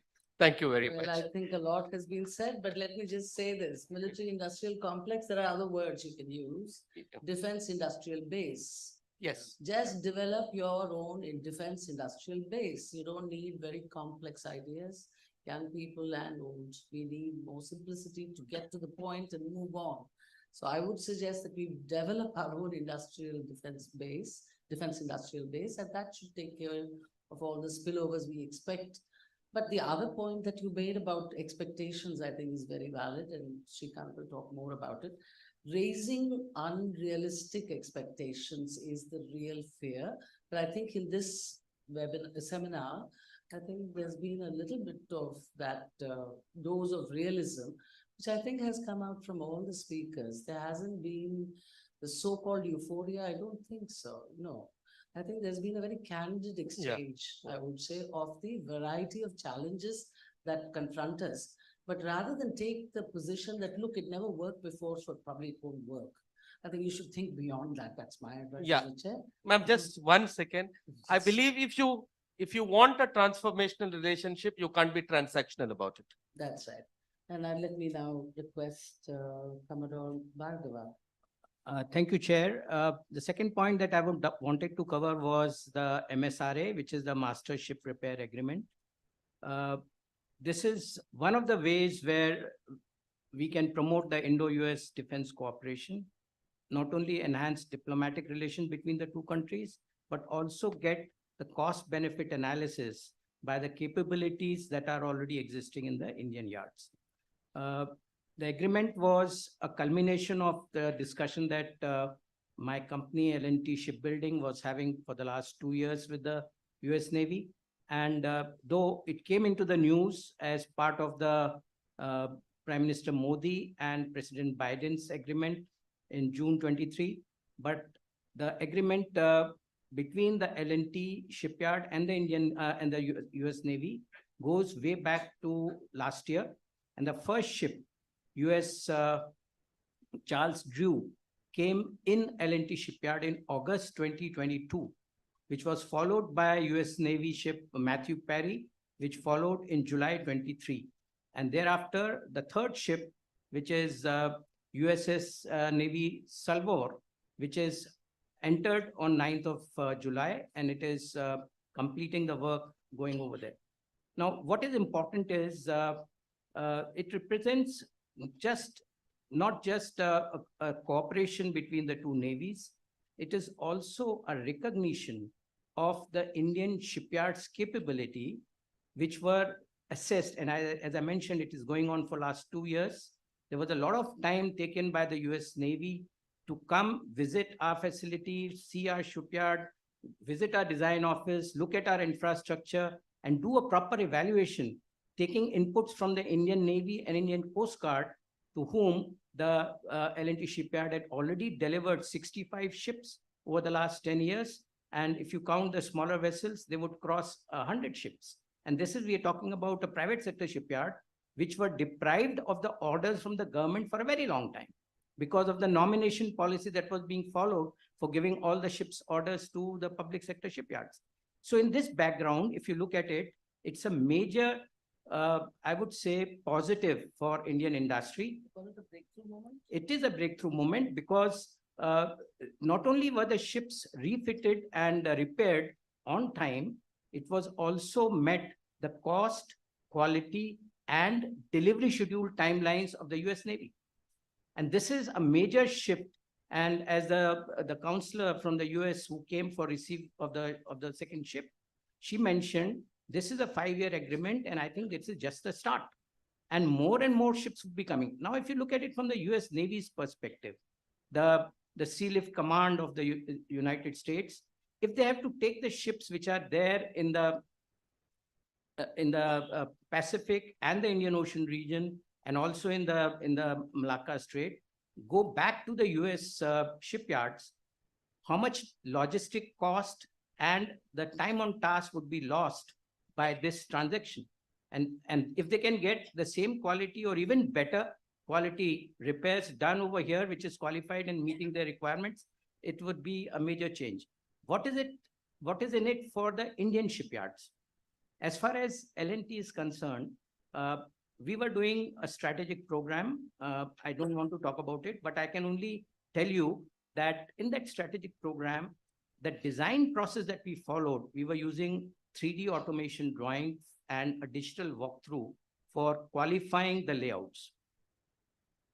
When the Los Angeles class United States nuclear submarine program got declassified 20 years after, we found that they were using similar methods of design which we had adopted in the early 2000s when this data was released as unclassified in 2010.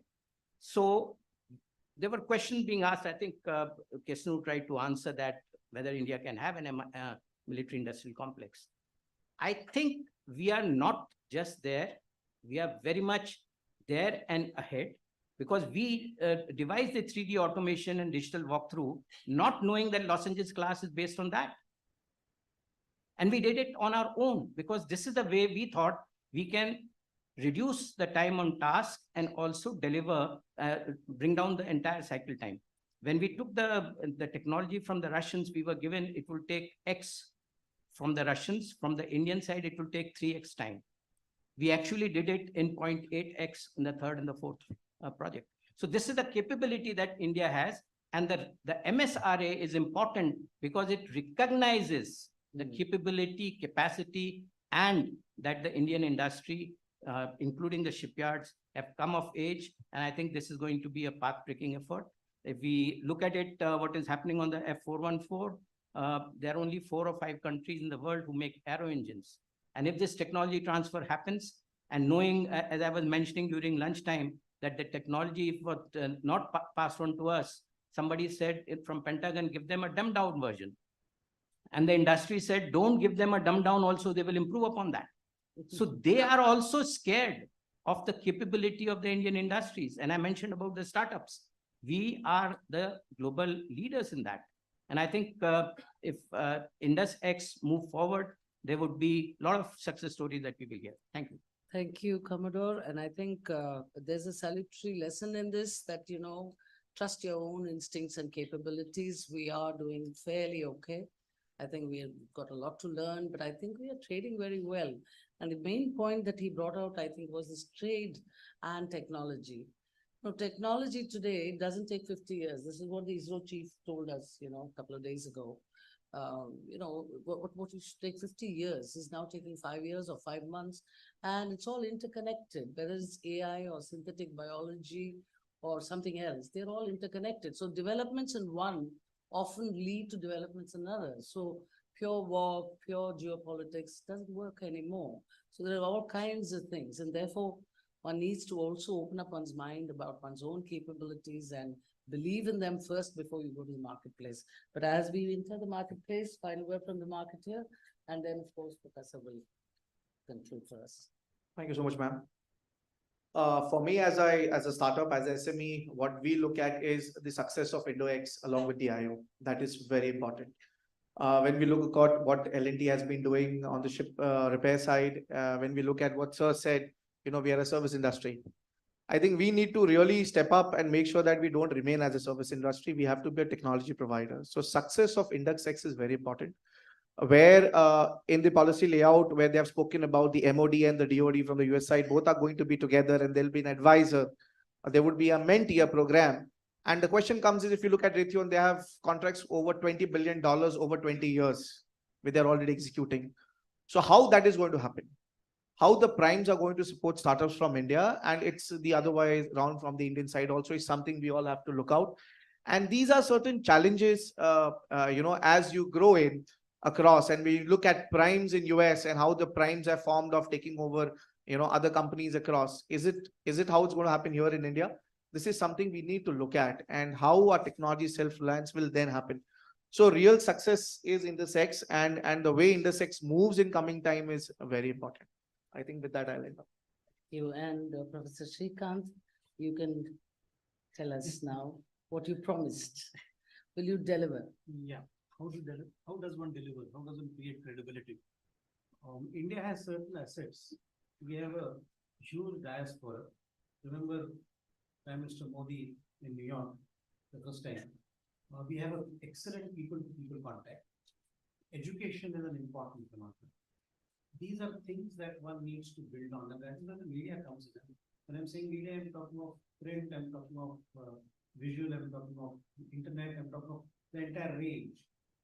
I remember when the Indo-US nuclear deal was to take place, and the Communist Party had withdrawn support from the Congress Party in the parliament, I gave at least 7 or 8 public lectures in Maharashtra in different places from Nagpur to Mumbai for the Congress Party to argue at a grassroots, even to the workers of the NCP and the Congress Party, the grassroots workers, to explain why the Indo-US nuclear deal was a necessity. And that is political communication. That is how you present it. At that time, it was mainly print media, it was audiovisual media, not so much internet. But what the Indian media needs to do, and I'm pretty serious about this, is present the Indian case, present the Indian worldview to the world, to the Americans, and argue that their worldview of India, which depends upon New York Times or Washington Post or CNN, is not really the correct worldview. And for that, more than the English language press in India or the English language media in India, the regional press needs to play a massive role, because it is a regional press which by and large presents a true color of India. In fact, I used to talk to the Americans all the time that if you want to understand India, look at the regional media.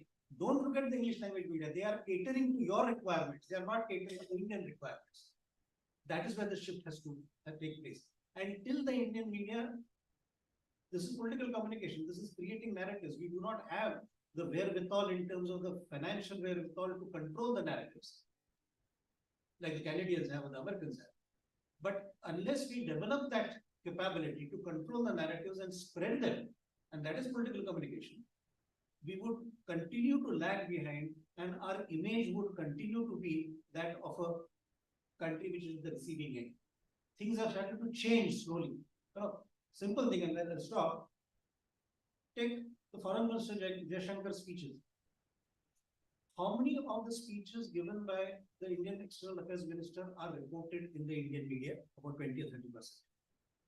They are not reported because what we listen to is what the BBC or the CNN is telling us, or what the New York Times is telling us, and not what Indians are talking about. Sometimes look at Doordarshan, sometimes look at All India Radio. They are better providers of this. Thank you. So thank you very much. And I think we'll close the session here. And thank you, Kutch, for this opportunity from all of us. And I'm wanting to,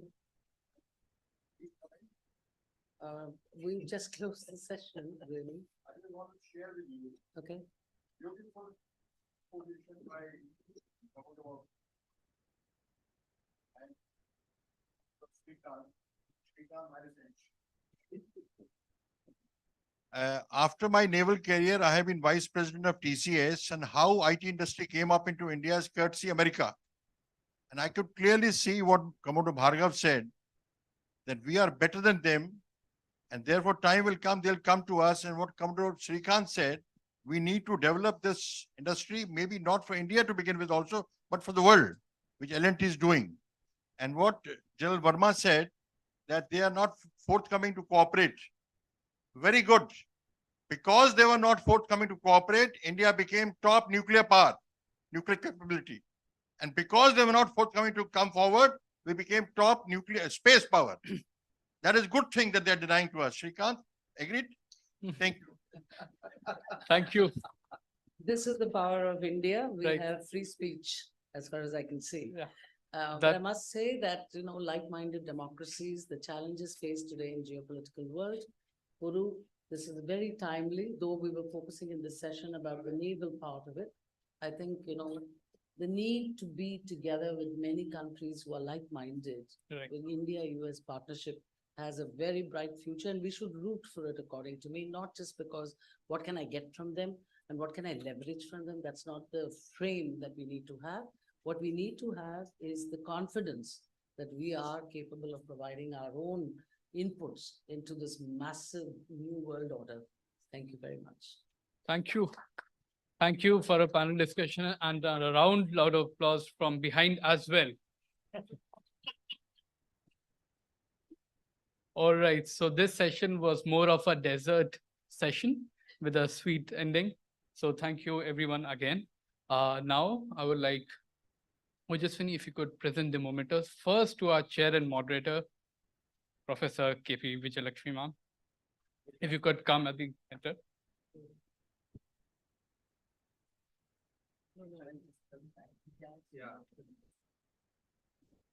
Thank you for your remarks, and that were very informative, very well moderated, and timely ending this session.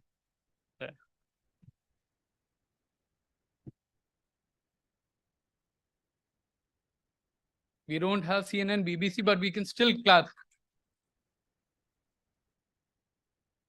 Next, Commodore Shrikant Kesnu, you could step up.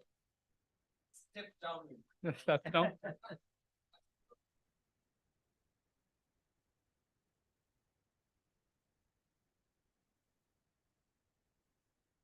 Commodore Mukesh Bhargav.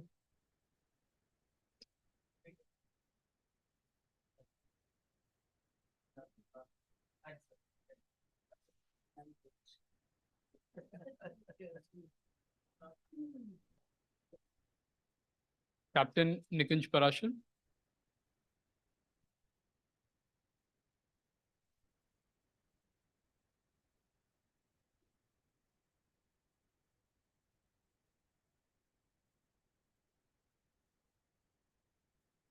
Professor Shrikant Pranj.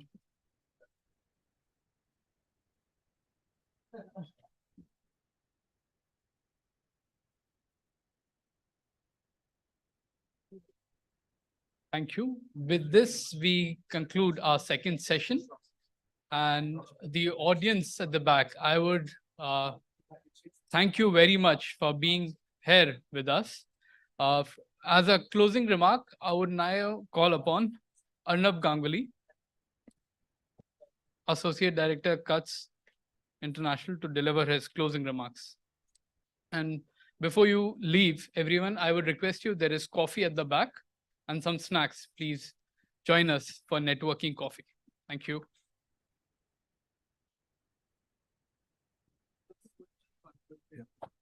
There is also feedback forms which have been filled.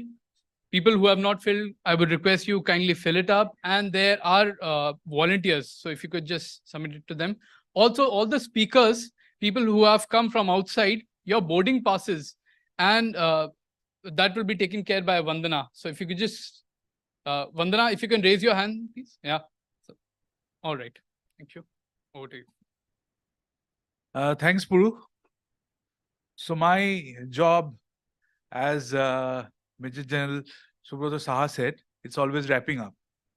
Now the difficult part of the job is you have to listen to, listen from the beginning. And so that becomes challenging even after lunch, thanks to the excellent session that happened. And it becomes even more difficult for a student of economics to actually summarize, discussions that happened in the security domain. So, okay, let me just, summarize some of the things which I could understand. So one of the things that has been discussed in the first session is, the frontiers of warfare have changed. The rules of the game have changed. The tech and the tools have changed. So in this, evolving situation, we have cyber attacks, we have drone attacks, we have use of AI, we have information asymmetry, and there are a lot of non-traditional threats that are also looming large. And it is not possible for one country to combat and fight all the frontiers together. So that is where collaboration is of utmost importance. And especially in a region like Indo-Pacific, which represent almost 60% of the global population and 40% of the global GDP. Having said this, the discussions also highlighted the progress, the successes, and what needs to be done to achieve, successful future collaboration ahead. The discussions also, the speakers highlighted that going forward, there is a need to encourage co-development, co-production, co-designing, most importantly. Then there's a need to revisit some of our domestic regulations, especially regulations on ESG, which could become deterrents to investments in the defense sector. And lastly, the most important part is also the engaging the private sector. Given that we have Atmanirbhar Bharat, we have Make in India scheme, so it's extremely important that tech startups come up in the defense sector and they also become a party to the negotiations. Additionally, I would like to mention that it has already been highlighted by Shrikant sir that media engagement, the importance of media engagement. I would like to add further to this and mention that when we have collaborations, we usually leave out the most important pillar of democracy, the media. When the negotiations are going inside the room, often the media is not inside the room. The media is outside the room, depending on perceptions, feedback from other people who were inside the room. Often, those feedbacks are influenced by biases. It's extremely important for the media also to be engaged in the negotiations, to develop a media network so that they are able to communicate success stories, they are able to communicate outcomes, they are able to communicate the successes and change common perceptions about the India-US. So what is happening on the India-US front? If someone wants to know, he or she should be able to know it from the media or some other sources. So with this, I would not stretch it any more further. I would like to thank Rear Admiral Michael Baker, Senior Defense Official and Defense Attaché at the US Embassy, New Delhi. Vice Admiral Girish Luthra, former Flag Officer, Commanding-in-Chief, Western Naval Command. Rob Anderson, Cultural Affairs Officer, US Embassy, Mumbai, US Consulate, Mumbai. Mr. Greg Pardo, Spokesperson, US Consulate General, Mumbai. All members of the public diplomacy team in US Consulate, Mumbai. Our Shomik, and who is also managing the grant, and the entire public diplomacy team in US Consulate General, Kolkata. And to all our speakers, to our panelists for enlightening us and helping us know so many things. And to all our participants for being patient and attending through this session and interaction that happened. So a big thanks to all of you. I think we should give a big round of applause for all of us. And especially to our team at CUTS, with Puru, Swiptish, Vandana, Mihir, Ojaswini, and Vijaya, who made this thing happen. Thank you.